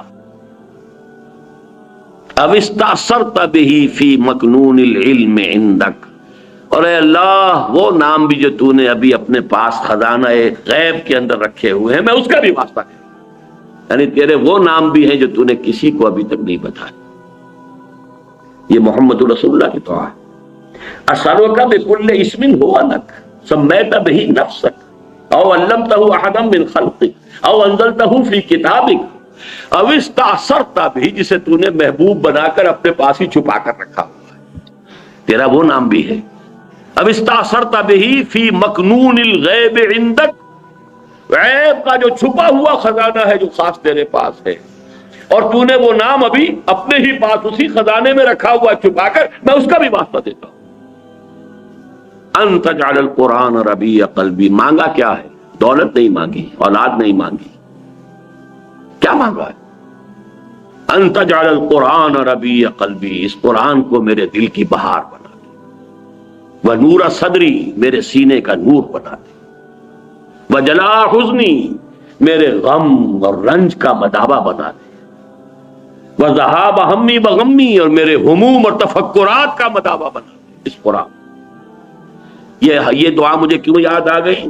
اب استأثرت بہ فی مکنون الغیب عندک، اے اللہ تیرے وہ نام بھی جو تو نے ابھی اپنے پاس چھپا کر رکھے ہوئے ہیں خزانہ غیب میں ان کا بھی واسطہ دے رہا ہوں. حضور فرماتے اس روز وہ خزانہ غیب بھی مجھ پر کھول دیا جائے گا.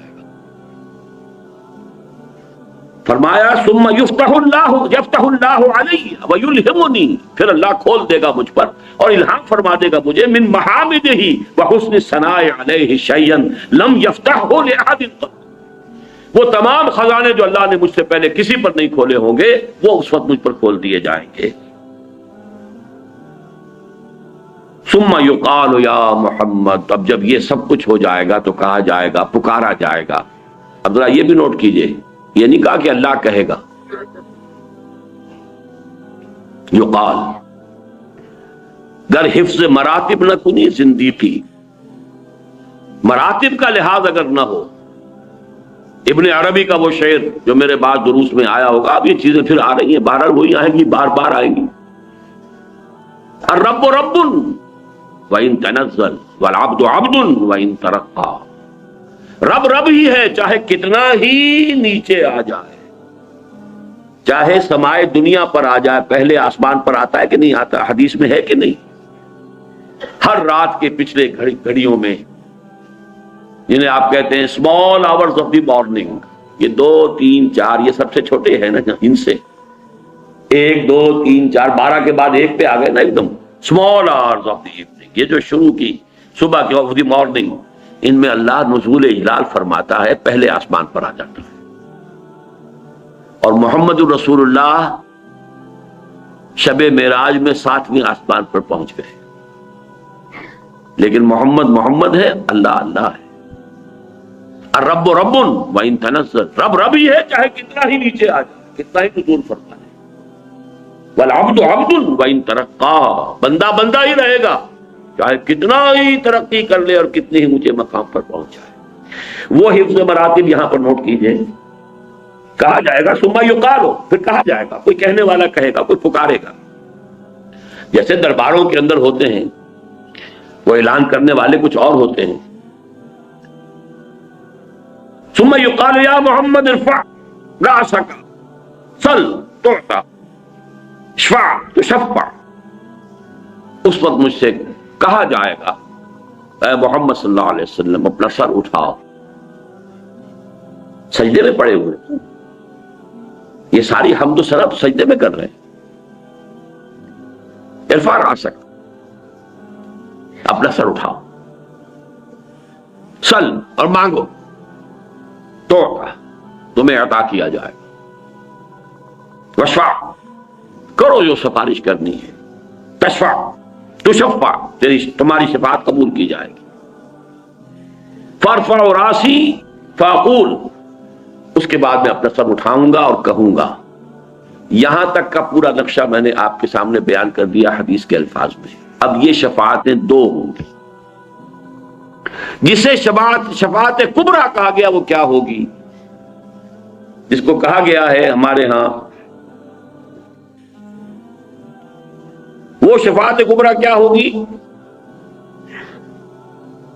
اللہ تعالی کی طرف سے وہ جو تاخیر ہو رہی تھی حساب کتاب کی وہ ختم ہو جائے، حساب شروع ہو جائے. یہ ہے شفاعت کبریٰ. اور دوسری شفاعت کبریٰ کیا ہوگی؟ کہا جائے گا کہ میں کہوں گا یا رب امتی امتی، پروردگار مجھے اپنی امت کی فکر ہے، پروردگار مجھے اپنی امت کی فکر ہے. فیقال یا محمد، تو کہا جائے گا اے محمد صلی اللہ علیہ وسلم ادخل الجنت من امتک، اپنی امت میں سے جنت میں داخل کر دو. من لا حساب علیہ من الباب الایمن من ابواب الجنہ، ان لوگوں کو جن کے ذمے کوئی حساب نہیں. یہ کون لوگ ہیں جن کے ذمے کوئی حساب نہیں؟ جنت کے داہنے دروازے سے ان لوگوں کو لے جاؤ، داخل کر دو جن پر کوئی حساب نہیں. یہ دوسری احادیث سے معلوم ہوتا ہے. بعض احادیث میں تو 70,000 کا عدد آیا ہے. میری امت میں سے 70,000 لوگ ایسے ہوں گے جن کے بارے میں امام بخاری نے باب قائم کیا ہے یدخل الجنت 70,000 بغیر حساب. 70,000 جو ہے امتی محمد الرسول اللہ صلی اللہ علیہ وسلم کے وہ بغیر حساب کے داخل. وہ کون سے ہوں گے؟ وہ لوگ ہوں گے جس کے بارے میں فرمایا لا یکتبون ولا یسترقون ولا یتطیرون وعلی ربہم یتوکلون. وہ تیری امت کے لوگ اے محمد صلی اللہ علیہ وسلم جو خالص متوکل تھے اللہ پر، لہذا نہ تو وہ داغ لگواتے تھے، نہ وہ کوئی جھاڑ پھونک کرواتے تھے، نہ کوئی فال لیتے تھے. یہ تین اوصاف جو لوگ اپنے معاملے کو کلیتاً اللہ کے حوالے کریں. اب جھاڑ پھونک ہو رہی ہے، ایک ہے دوا، علاج، ایک مناسب حد تک علاج کرنا سنت ہے. علاج کیجئے دوا کے ذریعے سے کیجئے. جیسا کہ میں نے عرض کیا، آپ سے آ کر کسی نے کہا کہ مجھے یہ تکلیف ہے، میں اللہ سے دعا کر رہا ہوں، آپ بھی دعا کیجئے. بالکل اس میں کوئی حرج نہیں، قتل کی یہ شفاعت ہے اور یہ جائز ہے، ہونی چاہیے. اسی طرح کسی سے آپ نے کہا مجھے پانی پلا دو، یہ بالکل ٹھیک ہے. جو بھی ہمارے مادی قوانین ہیں، جو عالم مادی ہے، اس کے تحت کسی سے مدد مانگ لینا یہ قطع کوئی نہ کفر ہے نہ شرک ہے. لیکن کسی روح کو پکارنا، یا شیخ عبد القادر جیلانی میری یہ تکلیف رفع کر دے، یہ شرک ہو جائے. کسی فرشتے کو پکارنا، یا جبرائیل میری اس وقت یہ مدد کر دے، یہ شرک ہو جائے. محمد کو پکارنا، علی کو پکارنا، یا علی مدد، یہ کفر اور شرک ہو جائے. اسی طریقے سے میں نے عرض کیا کہ یہ لوگ توکل کرنے والے وہ ہیں کہ جو یہ جھاڑ پھونک نہیں کراتے، کوئی فال وغیرہ نہیں لیتے. یہ بدشگونی ہو گئی، یہ بدفالی ہے، یہ فلاں ہے، یہ چیزیں ہیں. ان تمام چیزوں سے ماورا ہو کر وہ صرف اللہ پر توکل کرتے ہیں. جو اللہ چاہے گا وہ ہوگا، اور جو اللہ نہیں چاہے گا وہ نہیں ہوگا. ما شاء اللہ کان وما لم یشاء لم یکن. کسی جادوگر کا جادو مجھ پر اثر نہیں کر سکتا اگر اللہ نہ چاہے. یہ دوسری بات ہے کہ اگر اللہ ہی نے اپنے کلام میں نازل کر دی ہے معوذتین اور اس کو آپ ذریعہ بنائیں، یہ بالکل اللہ بات ہے. لیکن کسی کا بھی یہ تصور کر لینا کہ وہ از خود مجھے کوئی نقصان پہنچانے پر قادر ہے، یہی تو شرک اور کفر ہے. لا حول ولا قوت الا باللہ. لہذا یہ 70,000 جو ہوں گے یہ تعداد اس حدیث میں نہیں ہے اور نہ یہ وضاحت ہے، لیکن یہ کہ احادیث کو بھی جیسے قرآن مجید میں ہم ایک آیت کو دوسری آیت کے ساتھ جوڑ کر اس کا نتیجہ نکالتے ہیں. شفاعت کبریٰ محمد الرسول اللہ صلی اللہ علیہ وسلم کی، جس کا کہ عوام میں نہ معلوم کیا تصور ہو گیا ہے. از روح احادیث صحیحہ صرف یہ 2 شفاعتیں ہیں جو محمد کو حاصل ہیں صلی اللہ علیہ وسلم، جو خاص ہیں آپ کی ذات کے ساتھ. اور وہ یہ ہے کہ جب قیامت میں دیر ہو رہی ہوگی، ہیئرنگ میں سماعت شروع نہیں ہو رہی اور سختیوں میں ہوں گے اور شدائد میں ہوں گے، اس وقت آپ کی شفاعت سے حساب کتاب شروع ہو جائے گا۔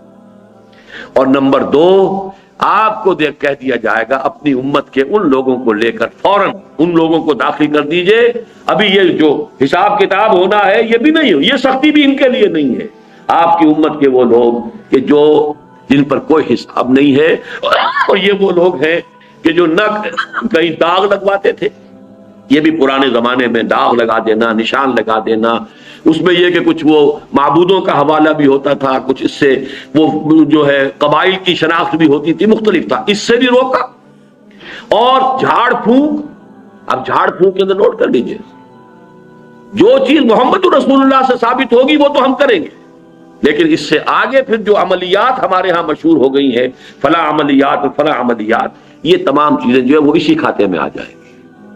وہ متوکلون جن کے بارے میں فرمایا گیا ہے کہ وہ جائیں گے جنت کے اندر بغیر حساب، ان کی 3 ہیں، لا یکتبون ولا یسترقون ولا یتطیرون وعلی ربہم یتوکلون، اور وہ صرف اپنے رب پر توکل کریں گے، اپنے معاملے کو فوض امری اللہ ان اللہ بصیر بالعباد، اللہ کے حوالے کر دیں گے کہ اللہ تعالیٰ ہی میرے تمام حالات کو جانتا ہے، دیکھ رہا ہے۔ سپردم بے تو مایا خیشرا، تو دانی حساب کم و بیشرا۔ تو 2 چیزیں ہوئی کہ جو حضور صلی اللہ علیہ وسلم کے ساتھ خاص ہوئی، اور یہ وہ ہیں جن کے معتزلہ بھی قائل ہیں۔ میں نے بتایا تھا کہ شفاعت بالکل منکر خوارج، معتزلہ ان 2 کے وہ بھی قائل ہیں، اہل سنت تو قائل ہیں ہی۔ تیسری شفاعت وہ ہے کہ جس کے معتزلہ سرے سے منکر ہے اور خوارج تو ہے ہی، لیکن اہل سنت کے نزدیک وہ ثابت ہے۔ وہ سفارش کس کی ہے؟ اولیاء اللہ کی۔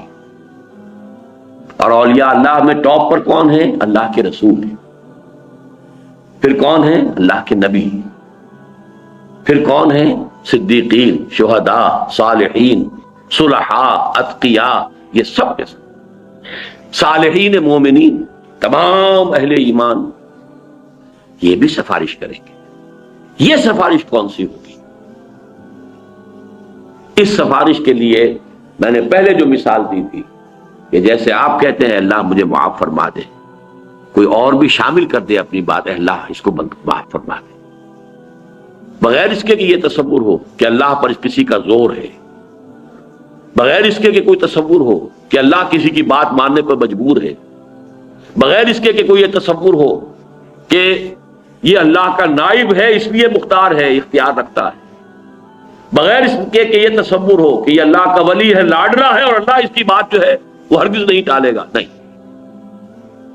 وَقُلِ الْحَمْدُ لِلَّهِ الَّذِي لَمْ يَتَّخِذْ وَلَدًا وَلَمْ يَكُنْ لَهُ شَرِيكٌ فِي الْمُلْكِ وَلَمْ يَكُنْ لَهُ وَلِيٌّ مِّنَ الذُّلِّ وَكَبِّرْهُ تَكْبِيرًا، اس کی تکبیر کرو، اسے بڑا کرو، ان تمام چھوٹائیوں سے اسے بلند رکھو اپنے ذہن کے اندر۔ یہ تمام چیزیں جو ہے یہ تمہاری ذات کے ساتھ ہے کہ تم اپنی کسی دوست کی بات ماننے پر مجبور ہوتے ہو، اللہ کسی کی بات ماننے پہ مجبور نہیں، معاذ اللہ۔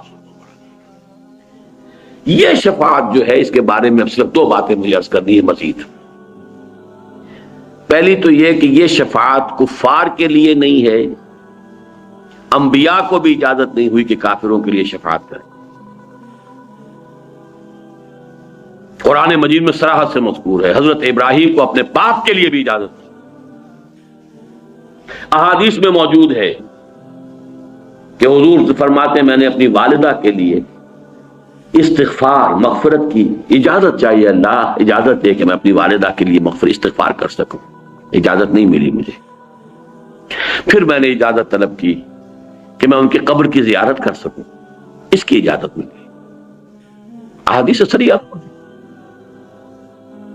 جن کی جان کفر میں گئی ہے، جو کسی شریف شرک میں مبتلا، ان کے لیے شفاعت کوئی نہیں، نفی، اس کو ذہن میں رکھیے مطلقاً، احادیث میں بعد میں آپ کو سناؤں۔ نمبر 2، منافقین کے لیے بھی شفاعت نہیں۔ منافقین تو کفار سے بڑھ کر ہیں قرآن مجید کی روح سے، ان المنافقین فی الدرک الاسفل من النار، وہ تو آگ کے سب سے نچلے درجے میں ہوں گے۔ قرآن مجید میں 2 آیتیں تو بہت ہی کلیئر ہیں، اکثر جو حضرات میرے دروس میں شرکت کرتے ہیں انہیں یاد ہوگی، ازبر ہوں۔ سورہ منافقون میں کیا فرمایا؟ سواء علیہم استغفرت لہم ام لم تستغفر لہم لن یغفر اللہ۔ اے نبی ان کے حق میں بالکل برابر ہے، چاہے آپ استغفار کریں ان کے لیے چاہے نہ کریں، اللہ ہرگز ان کو معاف نہیں کرے۔ اور اس سے بھی زیادہ سخت، استغفر لہم او لا تستغفر لہم ان تستغفر لہم 70 مرۃ لن یغفر اللہ۔ اے نبی آپ ان کے لیے استغفار کریں یا نہ کریں، آپ 70 مرتبہ استغفار کریں گے کبھی ہم نہیں مانیں گے، اللہ ان کو معاف نہیں کر پائے۔ بتائیے اس سے زیادہ کیٹیگوریکل کوئی آیت چاہیے آپ؟ اور اس میں مزید اضافہ کر دیا حضور نے، اس کیٹیگوریکل ڈینائل کے اندر اضافہ کر دیا۔ اگر مجھے یہ معلوم ہوتا کہ 70 مرتبہ سے زیادہ استغفار کرنے پر، زیادہ مرتبہ استغفار کرنے پر میری سنوائی ہو جائے گی تو میں زیادہ کرتا، یعنی 70 کو یہ نہ سمجھو کہ 70 مراد ہے، ہو ہی نہیں سکتا۔ اگر مجرد 70 کی بات ہوتی تو میں 71 مرتبہ کرتا، میں 100 مرتبہ کرتا، میں 700 مرتبہ کرتا، کہ نہیں، مراد اس سے کیا ہے؟ استغفر لہم او لا تستغفر لہم ان تستغفر لہم 70 مرۃ فلن یغفر اللہ لہم۔ اب 3 حدیثیں سن لیجئے جس سے وہ معلوم ہو جائے گا کہ کن کے لیے یہ شفاعت ہے۔ پہلی حدیث بخاری کی ہے، حضرت ابو ہریرہ سے رضی اللہ تعالی عنہ، اسعد الناس، حضور فرماتے ہیں اسعد الناس بشفاعتی یوم القیامہ من قال لا الہ الا اللہ خالصا من قلبہ۔ سب سے زیادہ خوش بخت میری شفاعت کے معاملے میں قیامت کے دن وہ ہوگا جس نے لا الہ الا اللہ کہا ہوگا خلوص سے قلب کے ساتھ۔ من قال لا الہ الا اللہ نہیں ہے، صرف شرط ہے خلوص سے قلب، غیر مشروط نہیں ہے معاملہ۔ اب خلوص سے قلب کے ساتھ لا الہ الا اللہ کہنے کے مذاہب کیا ہوں گے، تقاضے کیا ہوں گے، اس کا ثبوت کیا ہوگا، اس کا عمل کیا ہوگا، اس کے شواہد کیا ہوں گے، میں اس کی تفصیل میں نہیں جا سکتا۔ اس وقت صرف آپ کو بتانا یہ مقصود ہے کہ ہے، لیکن ہے مشروط۔ اسی طرح بڑی پیاری حدیث ہے، یہ مسلم شریف کی روایت ہے حضرت ابو ہریرہ سے ہی رضی اللہ تعالی عنہ، لکل نبی دعوت مستجابۃ، ہر نبی کے لیے اللہ نے ایک دعا ایسی رکھی کہ جو لازماً قبول ہوگی، اللہ تعالیٰ کی طرف سے خاص گرانٹ ہے ہر نبی کے لیے، ایک دعا تو جو مانگو۔ فتعجل کل نبی دعوتہ، تو ہر نبی نے اپنی دعوت کو، اپنی دعا کو جو حق دیا گیا تھا یہ اسپیشل دعا کا، وہ استعمال کر لیا جلدی سے، یعنی اس دنیا میں استعمال کر لیا تو جلدی ہو گئی، دنیا عاجلہ ہے، کوئی نہ کوئی دعا اپنی ایسی کر لی جس سے وہ حق استعمال ہو۔ وَإِنِّ اخْتَبَأْتُ دعوتی شفاعةً یوم القیامہ، میں نے اپنی اس دعا کو شفاعت کے طور پر قیامت کے دن کے لیے محفوظ کر لیا۔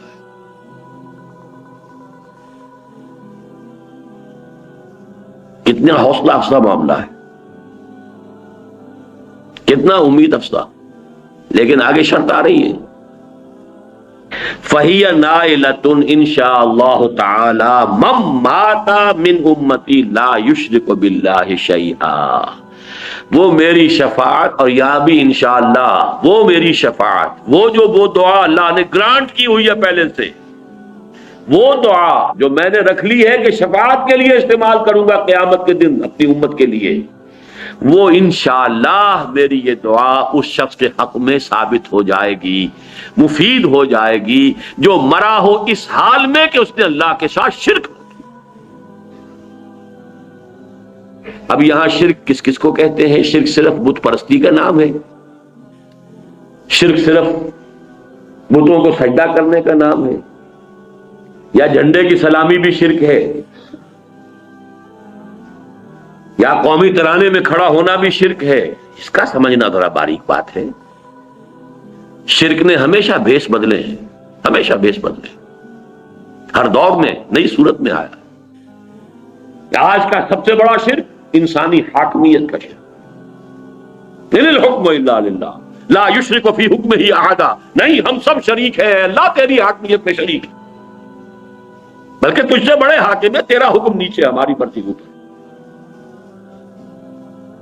تو شرک پر تو میرے پھر 6 لیکچر سنیے، کبھی ہیں 20 سال پرانے، کبھی مجھے بھی خواہش ہوتی ہے کبھی میں بھی سنوں ان کو، لیکن یہ کہ میں نے الحمدللہ کہ اس کے مختلف پہلوؤں کو واضح کیا ہے۔ شرک فی الذات، شرک فی الصفات، شرک فی الحقوق، ان 3 اعتبارات سے 6 گھنٹے کے لیکچر۔ ایک شرک وہ بھی ہے، ذرا غریبانوں میں جھانکیے، کون اس سے بچا ہوگا؟ تعس عبد الدینار و عبد الدرہم، ہلاک ہو جائے درہم و دینار کا بندہ، اس کا معبود دولت ہے، حلال اور حرام کی تمیز نہیں ہے، دولت ہونی چاہیے۔ کون ہے معبود؟ دولت۔ عبد الدینار ہے، یہ نام ان کا عبد الرحمن ہے، حقیقت میں عبد الدینار ہے، جسے دینار کے لیے، دینار سے اتنی محبت ہے کہ نہ حلال کا خیال ہے نہ حرام سے کوئی اجتناب ہے۔ بہرحال شرط ہے، مشروط ہے، اس کے سوا وہ شفاعت کام نہیں آئے گی، چاہے وہ انبیاء ہو، رسول ہو، کوئی بھی ہو، صلحاء ہو، اتقیاء ہو۔ تیسری حدیث یہ سنن کی ہے، یہ صحیحین میں نہیں ہے، اور یہ حضرت عوف ابن مالک سے ہے رضی اللہ تعالی عنہ۔ اتانی آتم من ربی، حضور فرما رہے ہیں، یہ آپ اپنا کوئی تجربہ، کوئی روحانی تجربہ بیان فرما رہے ہیں، کوئی عالم غیب سے جو آپ کے معاملات ہوتے تھے۔ میرے پاس آیا ایک آنے والا میرے رب کی جانب سے، ایک آنے والا میرے پاس آیا اللہ کی طرف سے، اللہ کا کوئی فرشتہ۔ اتانی آتم من ربی فخیرنی، اور اس نے مجھے ایک اختیار دیا، ان یدخل نصف امتی الجنت۔ 2 باتیں ہیں اے محمد، اللہ کی طرف سے آپ کو یہ اختیار دیا جا رہا ہے، اور یہ پیغام میں پہنچا رہا ہوں، آپ کو اختیار ہے، یا تو آپ اپنی آدھی امت کے جنت میں داخل ہونے کی ضمانت لے لیجیے، ان یدخل نصف امتی الجنہ، اور دوسرا آپشن کیا ہے؟ وبین الشفاعت ہے، اور یہ کہ دوسرا یہ ہے کہ شفاعت کریں قیامت کے دن۔ یہیں پر آپ کہتے ہیں تو ہاف گرانٹیڈ، آدھی امت آپ کی جو ہے اس کی مغفرت جو ہے وہ ہم کر دیتے ہیں، اور ایک یہ ہے کہ آپ قیامت کے دن کے لیے اپنی شفاعت کو محفوظ رکھیں۔ فاخترت الشفاعہ، میں نے شفاعت کو قبول کر لیا، اختیار کیا، میں نے یہ آپشن قبول کیا۔ وہیا، لیکن یہ نوٹ کر لو، وہیا، اور یہ شفاعت اب ہے کس کے لیے، کس کے حق میں مفید؟ لمن مات ولم یشرک باللہ شیئا، اس شخص کے لیے کہ جس کی موت واقع ہوئی ہو اور اس نے اللہ کے ساتھ شرک نہ کیا۔ اب آخری نقطہ نوٹ کیجئے کہ قیامت کے دن جب یہ شفاعت ہوگی تو اس کا نقشہ کیا ہوگا اور کیوں ہوگی۔ پہلی بات تو یہ سمجھنی چاہیے۔ دیکھیے، اس شفاعت کا صرف ایک فائدہ ہے اور ایک ہی مقصد ہے، اللہ اپنے بندوں کے قدر افزائی کے لیے، جب تمام نوع انسانی جمع ہوگی، سب کے سامنے آ جائے ہو از ہو، اللہ اپنے بندوں میں سے اولیاء، صلحاء، اتقیاء، انبیاء، رسل، ان کی کیا قدر و منزلت ہے، اس کے ظہور کا ایک ذریعہ اس شفاعت کو بنائے۔ لیکن شفاعت ہوگی اس کس کی؟ کون کرے گا؟ جسے اجازت ملے۔ کس کے لیے؟ جس کے لیے اجازت ہو۔ اب آپ ذرا نوٹ کیجئے کہ اگر تو یہ ہو کھلم کھلا، اگر ہم جو بھی ہمارا تصور ہے مادی طور پر عدالت لگی ہوئی ہے، وہ جو کبھی میر خسرو نے کہا تھا کہ خدا خود میر محفل بود اندر لامکا خسرو، محمد شمع محفل بود شب جائے کہ من بودم، کوئی لامکاں کی محفل ایسی ہے، سمجھ لیجئے صدر جو ہے میر محفل اللہ تعالیٰ ہے، عدالت لگی ہوئی ہے، لامکاں ہے، وہ کسی سپیس، ٹائم اینڈ سپیس میں نہیں ہے بڑا بیونڈ ٹائم اینڈ سپیس۔ خدا خود میر محفل بود اندر لامکاں خسرو، محمد شمع محفل بود۔ اب اس کا تصور کیجئے، خدا میر محفل ہے، عدالت لگی ہوئی ہے، مقدمات چل رہے ہیں، اگر اب آپ کہیں کہ کسی کے بارے میں ہاں اے محمد آپ کر سکتے ہیں، اس کے بارے میں شفاعت آپ کر سکتے ہیں، تو وہ مقصد تو فوت ہو گیا، پھر ان کی قدر افزائی کیا ہوئی؟ تو معلوم ہوا کہ سب کچھ اللہ کی اجازت سے کیا ہے، جس کے لیے اللہ کی پہلے سے مرضی ہے اس کے لیے کہا گیا ہے، لہذا یہ سب کچھ اس طور سے نہیں ہوگا جو ہم اپنے عالمی مادی تصورات کے تحت جس کا تصور کر سکتے ہیں۔ اس کے لیے میں نے کہا تھا وہ لفظ جو حدیث میں یلہمنی، یہ ہوگا اس وقت بھی خفیہ، الہام ہوگا، لوگوں کو معلوم نہیں ہوگا کہ اس پرٹیکولر پرسن کے لیے محمد الرسول اللہ کی شفاعت کی اجازت ہو گئی ہے۔ اگر تو وہاں اس طور سے ہو، کھلم کھلا ہو، علل اعلان ہو، تو حضور کا مقام و مرتبہ تو واقع نہیں ہوا، وہ تو اختیار خدابندی کا ظہور ہو گیا، وہ تو معلوم ہو گیا کہ اللہ ہی معاف فرمانا چاہتا تھا، صرف اس نے محبت سے کہہ دیا ہے، یا شیخ عبد القادر سے کہہ دیا ہے، یا ابو بکر صدیق سے کہہ دیا کہ ہاں آپ چاہیں تو اس کے لیے شفاعت کر سکتے ہیں، تو اس سے جو میں نے مقصد معین کیا ہے، آخر کوئی شے بغیر کسی مقصد کے تو نہیں ہے، کیوں ہے یہ شفاعت؟ اس کو پہلے میں نے معین کیا ہے تاکہ اللہ اپنے مقربین بارگاہ کی جو قدر و منزلت ہے، جو ان کا مقام ہے، اس کو واضح کر دے، سب لوگوں پر کھل جائے، ہو از ہو، کس کا کیا رتبہ ہے۔ اور یہ اسی وقت ہوگا جب یہ سب کچھ الہام کے طور پر ہوگا، وہ اعلام اعلانیہ نہیں، اعلام اعلانیہ ہو تو پھر وہ مقصد جو ہے وہ فوت ہو جائے گا۔ اسی لیے اس حدیث میں وَيُلْهِمُنِي، اللہ مجھے الہام فرمائے گا، اس وقت بھی جب کہ حضور جا کر سجدے میں سر رکھیں گے عرش کے سائے میں، عرش کے نیچے یا عرش کے سامنے، تو اب اگر فرض کیجئے کہ جیسے ہم تصور کریں گے کہ اللہ ڈکٹیٹ کرتا جا رہا ہے محمد اس طریقے سے میری حمد کرو، تو وہ تو بے تو کی بات ہو گئی، لفظ الہام آیا ہے، اس وقت اللہ کی طرف سے الہام ہوگا، وہ اللہ کی شانیں، وہ اللہ کے اسماء جو آج سے پہلے کسی پر نہیں کھولے گئے تھے، وہ خزانے جو ہیں اسماء کے، وہ خزانے جو ہیں اللہ کے محامد اور محاسن کے، اس روز بطرز الہام محمد عربی صلی اللہ علیہ وسلم پر کھولے جائیں گے، تو اس وقت اللہ کی حمد اور ثنا وہ کریں گے، ایسا کہ اس حدیث میں آیا جو میں آج نہیں کر سکتا، وہ تو اسی وقت اللہ تعالیٰ کی طرف سے، جیسے کہ معاملہ آتا ہے ابلیس اور آدم کے قصے، فتلقى آدم من ربہ کلمات فتاب علیہ، یہ الہام کے ذریعے سے کلمات حضرت آدم کو اللہ تعالیٰ نے کلمات سکھا دیے، ان کے دل میں جذبہ تھا، پشیمانی تھی کہ خطا ہو گئی ہے، غلطی ہو گئی ہے، لیکن الفاظ نہیں تھے، فتلقى آدم من ربہ کلمات فتاب علیہ۔ اسی طریقے سے اللہ تعالیٰ کی طرف سے الہام ہوگا، الہام کے ذریعے سے اولیاء اللہ، صلحاء، اتقیاء، انبیاء، رسل اور سب سے بڑھ کر محمد الرسول اللہ صلی اللہ علیہ وسلم شفاعت فرمائیں گے، لیکن کس کے لیے فرمائیں گے؟ ایک تو قانونی شکل ہے، وہاں اس روز اللہ کی طرف سے جس کے لیے اجازت پرمیشن گرانٹ ہو جائے، اگرچہ وہ اعلانیہ نہیں ہوگی، بطرز الہام ہوگی، اور ثانیاً جو حضور صلی اللہ علیہ وسلم نے ہمیں خود بتا دیا کہ وہ میری شفاعت مفید ہوگی کس کے لیے؟ من قال لا الہ الا اللہ خالصا من قلبہ، بخاری کی روایت، اس کے لیے مفید ہوگی جس نے لا الہ الا اللہ پورے خلوص قلب کے ساتھ کہا تھا، اور اس کے لیے ہوگی من مات ولم یشرک باللہ شیئا، جو مرا ہو اس حال میں کہ اس نے اللہ کے ساتھ کسی کو شریک نہ کیا۔ یہ دو شرطیں اللہ تعالیٰ مجھے اور آپ کو پوری کرنے کی توفیق عطا فرمائے، تو ہم شفاعت کے لیے پھر دو ہاتھ بھی پھیلا سکتے ہیں کہ اللہ ہمیں محمد کی شفاعت عطا فرما، ورزقنا شفاعتہ یوم القیامہ، یہ دعا کیجئے، لیکن یہ کہ ایک طرف محنت کیجئے امکانی، اور میں نے جو اس کے نتیجہ نکالے ہیں 3، پوری بحث کو سم اپ کر رہا ہوں۔ آج کی پوری بحث کا حاصل کیا ہے؟